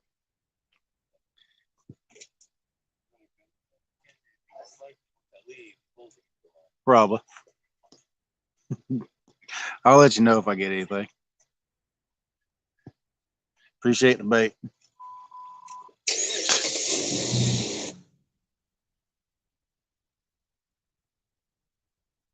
Yeah, I used to run 80 pound, man, but like when you get hung up with it, you try to break it off, it pull down tight into the spool, and it messed that whole spool up. I mean, I used to use braid when I lived down in Middle Georgia because ain't a whole lot of rocks in the river there or in the lakes or the rivers really. But it's just so hard to break. It's just so hard to break whenever you get it hung up. And I got tired of it, so that's when I moved to mono. And that 40 pound mono, 50 pound mono takes an act of Congress to break it. Even 30 pound mono. That's why I run 30 pound on my wife's open face or spinning reel.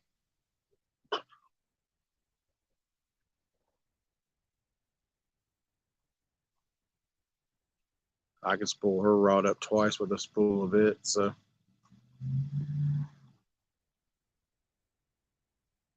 he had to move. He couldn't take it anymore. He wasn't getting any bites.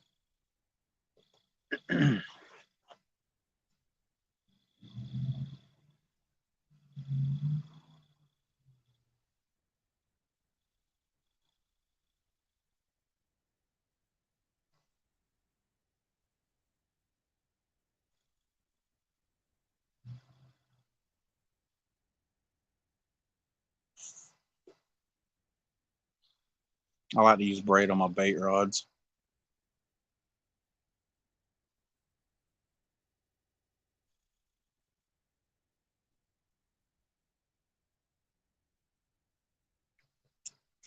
I'll use either 20 or 30 pound braid for my skipjack and stuff.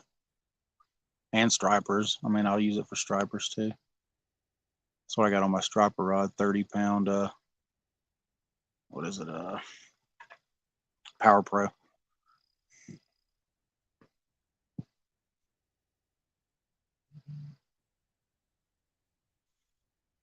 Started out using spider wire, but I always seemed like I was getting a bunch of wind knots with it. And I moved that Power Pro. I don't get them as bad.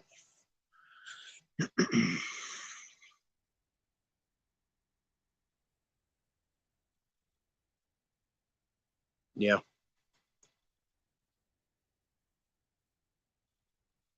I mean, when you're fishing from a boat, I mean, you don't need 200, 300, 400 yards of line on there. You just need, 175, 150 yards. Because push comes to shove, if you're in a boat, you can always chase the fish if you need to. Here, sometimes these fish will go on a run. I've been spooled 3 times down there at the dam fishing the doors. That was on a 10-foot Okuma with an 8/0 reel spooled with 50-pound line. Couldn't stop it once it got in the current.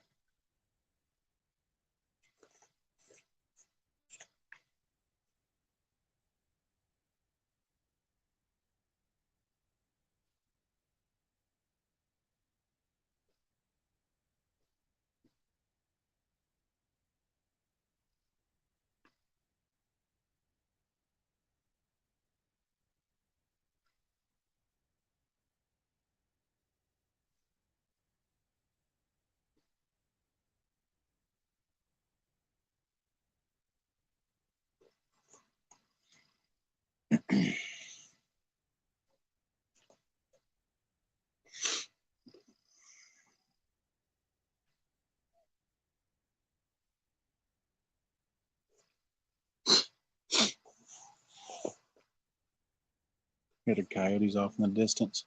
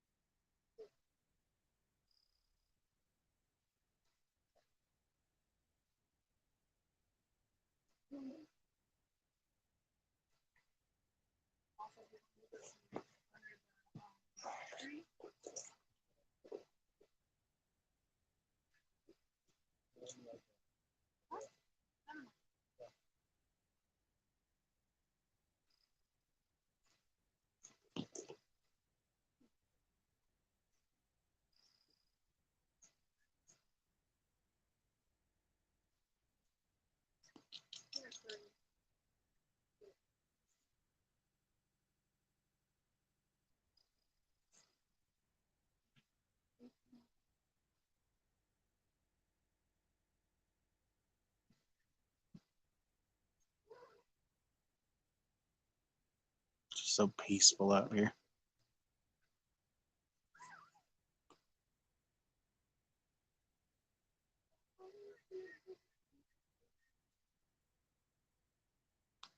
Has came in. Oh, he's on Catfish Weekly. Yeah. Oh yeah, tonight's Monday. I forgot.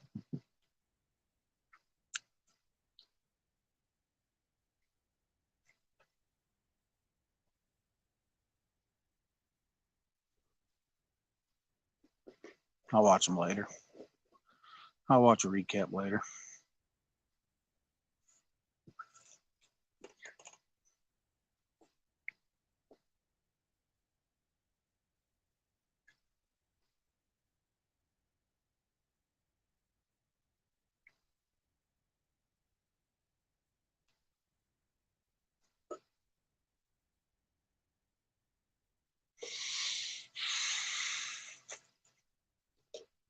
We'll sit out here for a little while longer. We'll give it to about 9:15 or so. 9 o'clock, 9:15.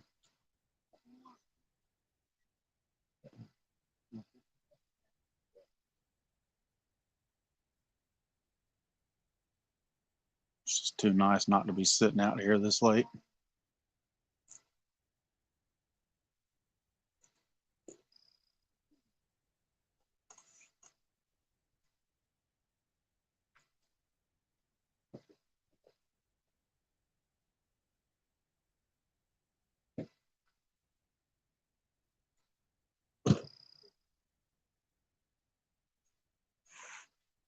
Yeah.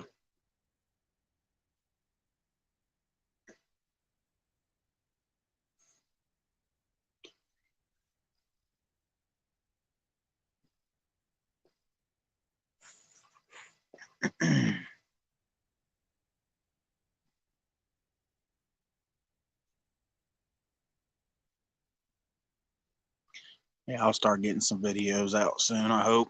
Maybe it won't take too long. Start putting videos on my channel instead of just lives, but I like doing the lives. A lot of y'all like watching them, so warmer and warmer it gets, the more and more I'll do. So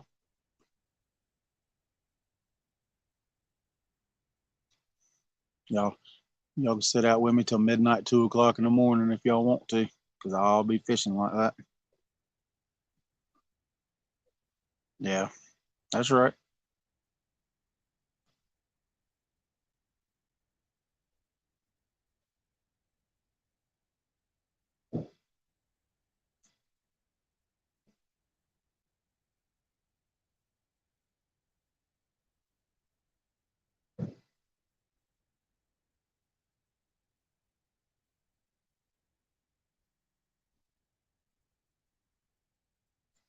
There's a striper out there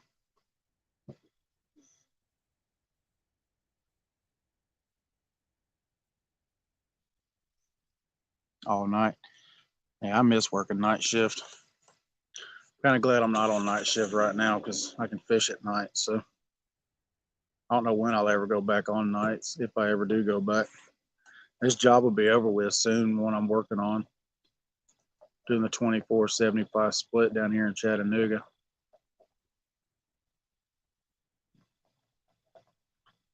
I'll probably end up switching companies. I don't know yet. I ain't made my mind up yet.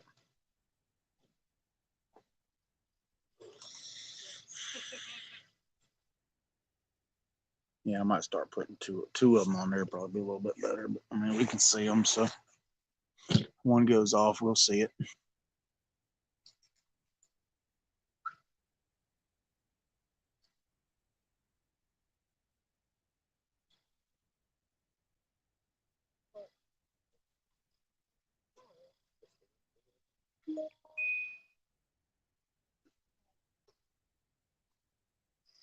I love night shift. That's all I worked at when I started at the quarry in what, 01, 2001, and I left in 2017, 2018, 16. So I can't remember. It's been so long ago. But yeah, it's 15, 16, 17 years. That's all we did. And our average work week was 90 hours. Like that's what we worked every week.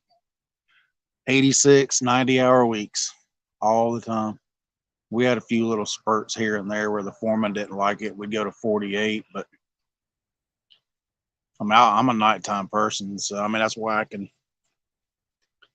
sit out and fish all night and then get up and go to work in the morning on 2 or 3 hours sleep.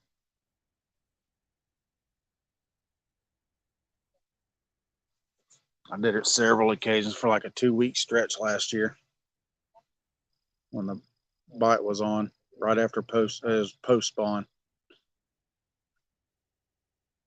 I fished every single night for 2 weeks till about midnight, 2 o'clock in the morning. Got up, went to work in the morning, go home, take a quick shower and a nap, and go.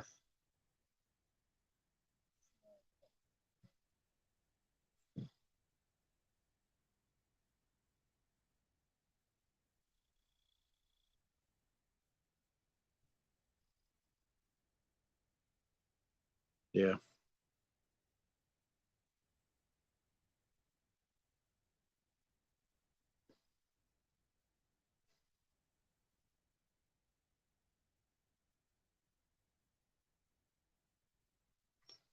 man, that stinks.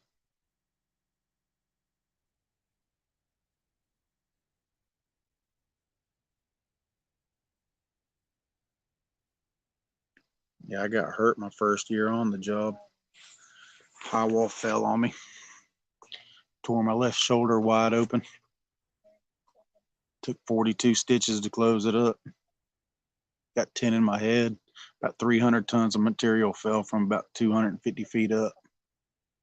Destroyed my machine. I was outside of the machine when it did. I got lucky.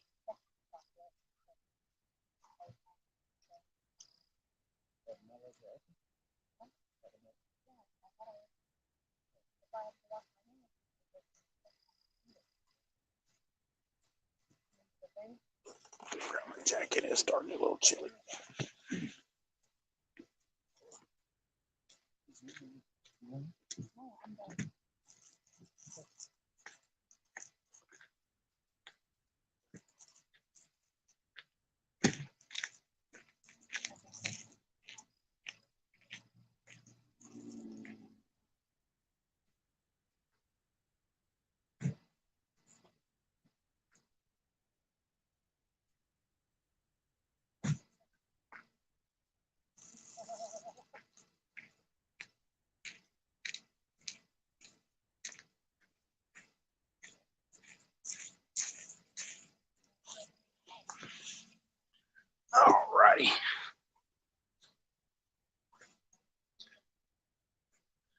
But I didn't let it deter me. I was at home for a week, and I was back on light duty for a week, and I was back working 90-hour weeks.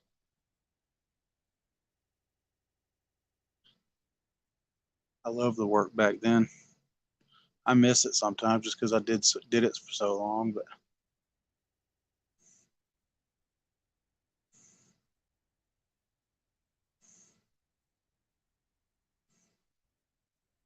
it was fun work when we were allowed to have fun at work, and then we wasn't allowed to have fun at work anymore, and it wasn't any fun anymore. I mean, it's hard to work 80, 90-hour weeks for years and years and years and years. It's hard on you. It's hard on your body.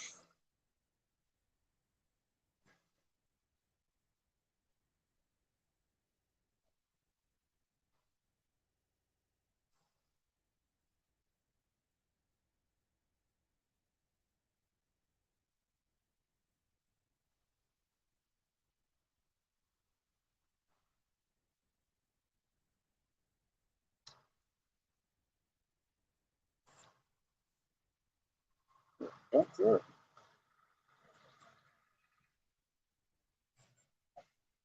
That's a big truck record coming in.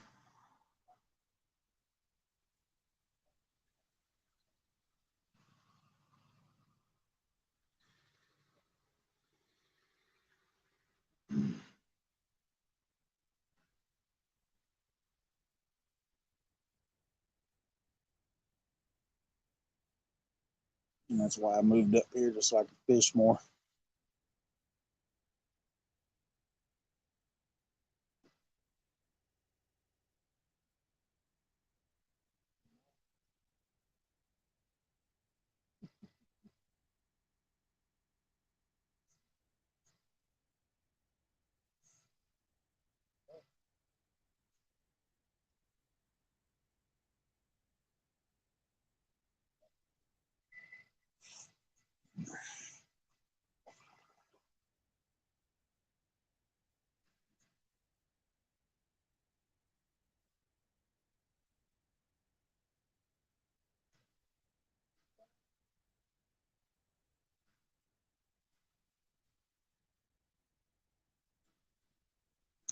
Yeah, I'm not doing any more out of town work. I did that after I left the quarry. I went and did concrete work,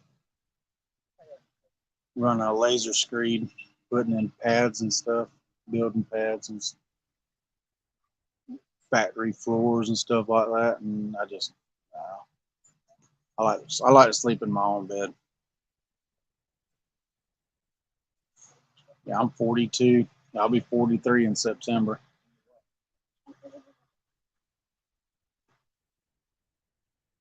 I've been working since I left school. Well, actually before school, but that's what makes the world go around, though.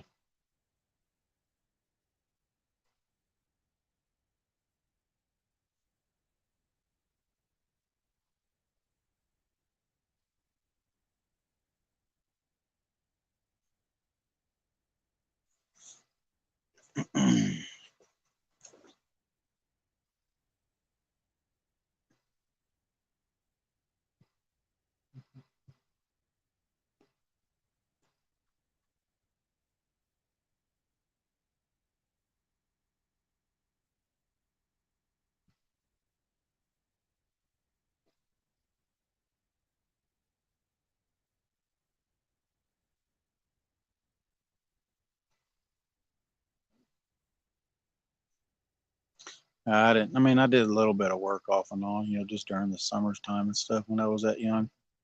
I'd always go to. I'd come up here to Tennessee. Matter of fact, Claiborne County, and go work the backer fields and stuff, haul hay, stuff like that, make ends meet. When I was younger, I'd cut grass, just normal stuff. When I left school, that's when I went to work full time. Started out doing road work. Did that for a few years, running a shovel. Asphalt crew actually is what I started out doing. And I went to doing dirt work. And I got tired of getting rained out all the time and not making any money. That's when I'd always wanted to be in the quarry field, and then I got into it, and then yeah, the rest is history. Yeah, I never joined the military. Appreciate your service, Michael.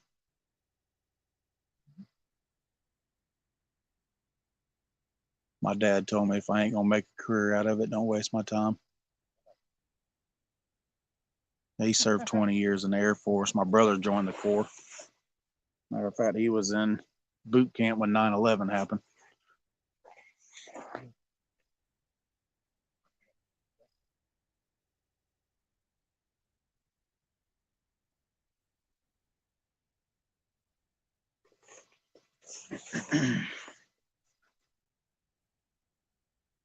Got utmost respect for people that serve this country.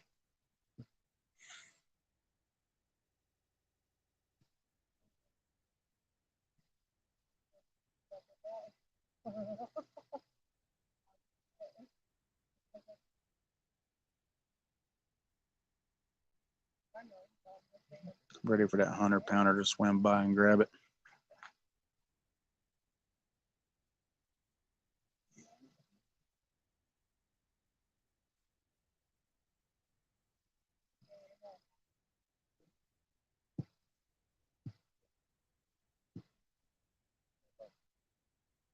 Yeah, my dad served during desert. He was in Saudi Arabia for Desert Storm. My brother went in for Operation Iraqi Freedom. I was gonna join, but my dad was like, "If you ain't gonna make a career out of it, don't even waste your time." So I just never even served.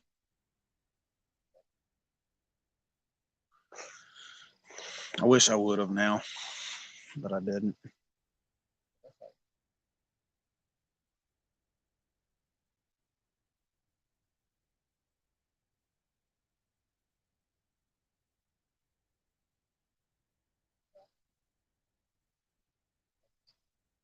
Yeah.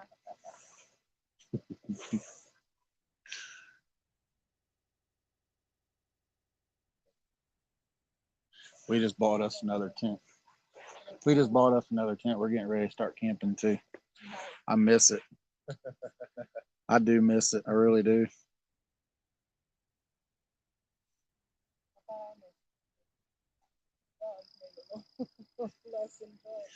Ah, you got to bring your babies with you. If we didn't bring ours with us when we get home, she'd fuss at us when we got home. Right? So Yep, I'm the same way. ours fusses at us just for running up to the corner store coming back.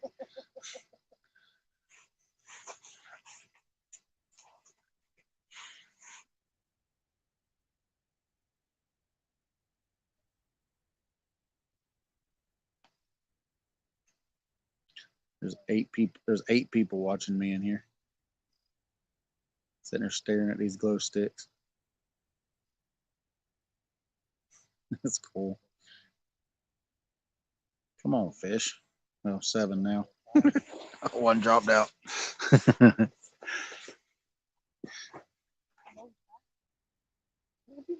Come on, fish. Give me a last minute bite. By the time we go home, I'm getting hungry.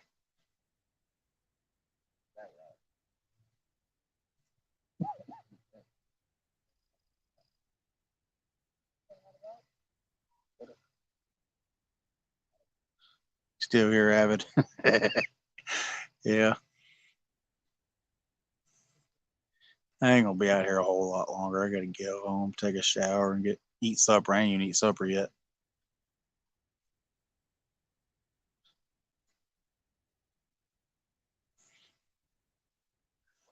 I was hoping maybe something would bite a little after dark. We'll try a different spot tomorrow.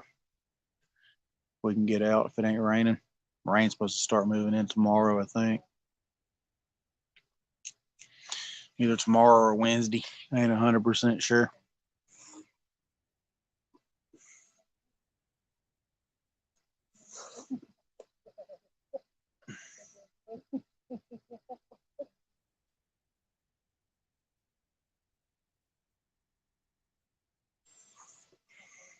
Thought for sure we'd get a night bite.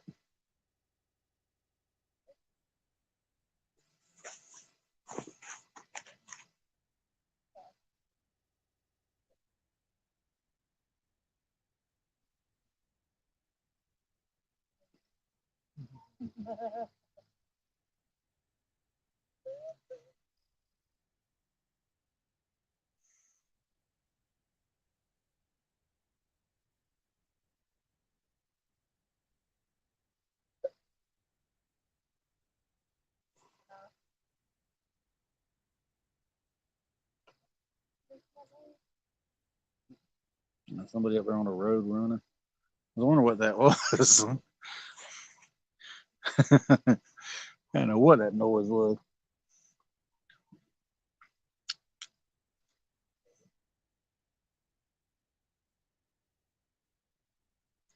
I appreciate y'all hanging out with me this long.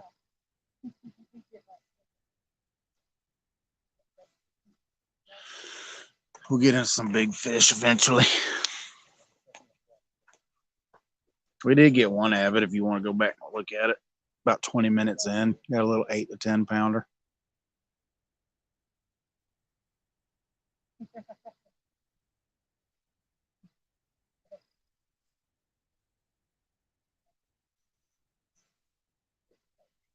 Yeah, I'm gonna try to get out again tomorrow if I can, because I know probably ain't gonna be able to fish. I know at least Wednesday and Thursday.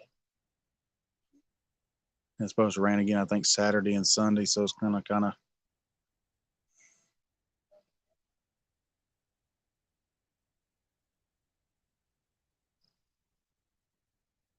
Just gonna kill my week. At least I can get a couple days in. Go nuts if I can't fish. If I have to, I'll break out the rain gear and sit in the rain. We'll turn the camera on in a pickup truck and sit there and watch the rods through the windshield.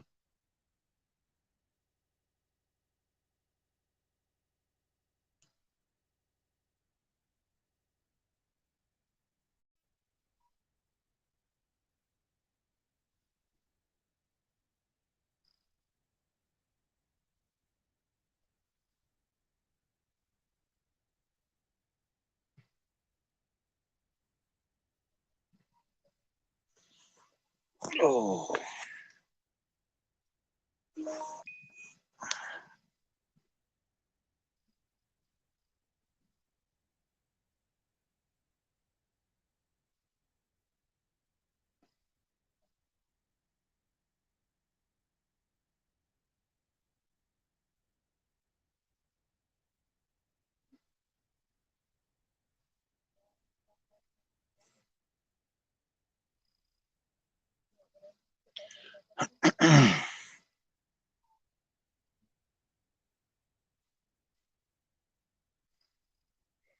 I do some scouting on Google tomorrow while I'm at work.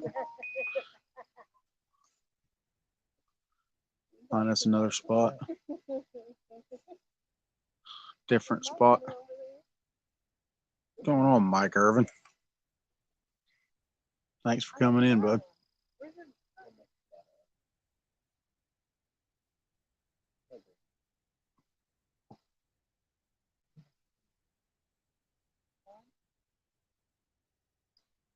First off, it wasn't just me. I was sharing with my girl because I forgot to bring any trees. Yes. Just perfect. I did not bring any trees. I don't know.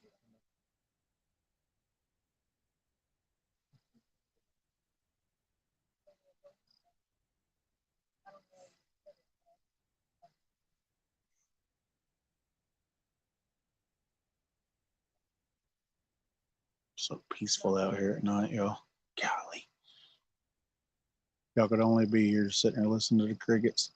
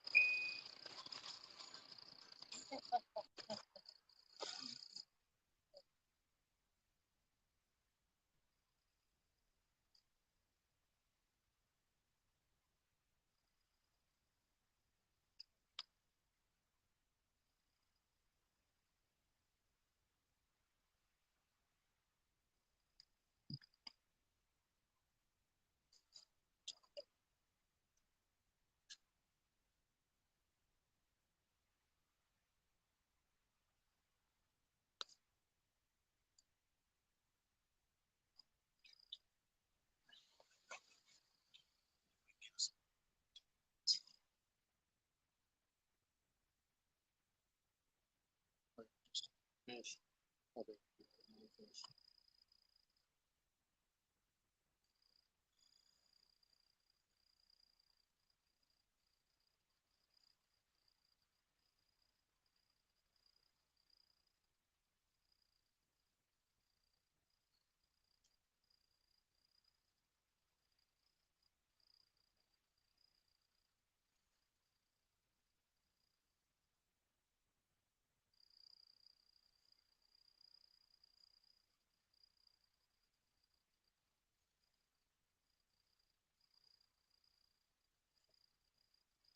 At least I like a skunk. Or a skunk day.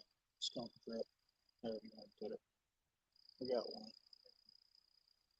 Nice little fish.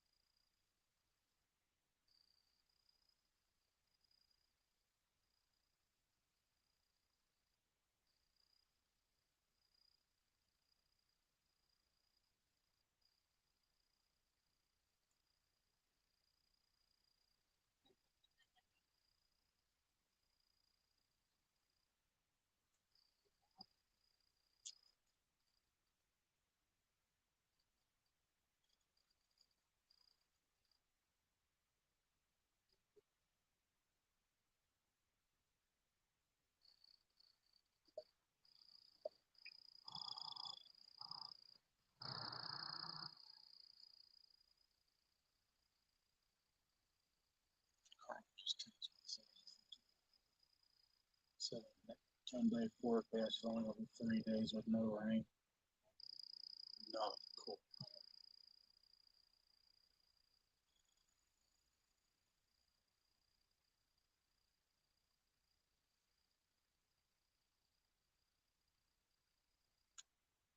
Yeah. But no.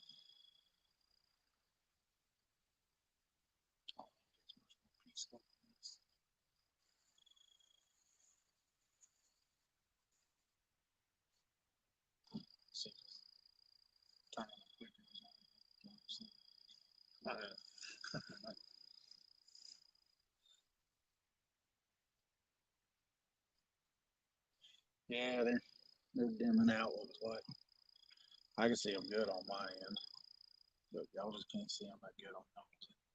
Yeah, I'm gonna wrap it up here in just a few minutes. I figured maybe we can get a bite. But I'll go ahead and start reeling, man. It's getting late.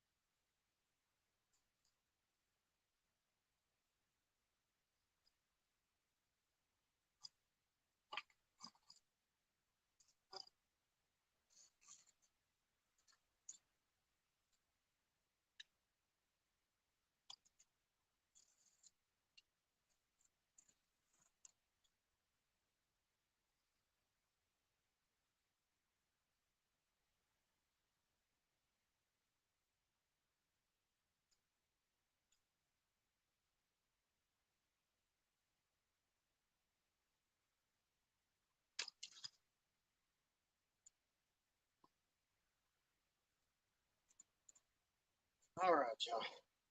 Appreciate y'all hanging out with me this long. We'll probably come back out again tomorrow.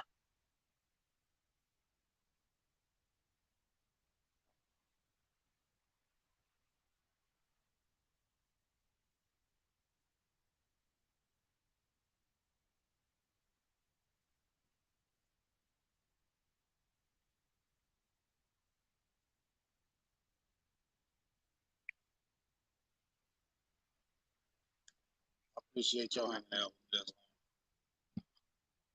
Yeah, y'all too, man. I'm gonna go home, give me a bite to eat, take me a shower, go to bed. I'll come back out again tomorrow. We'll holler at y'all later. Good night.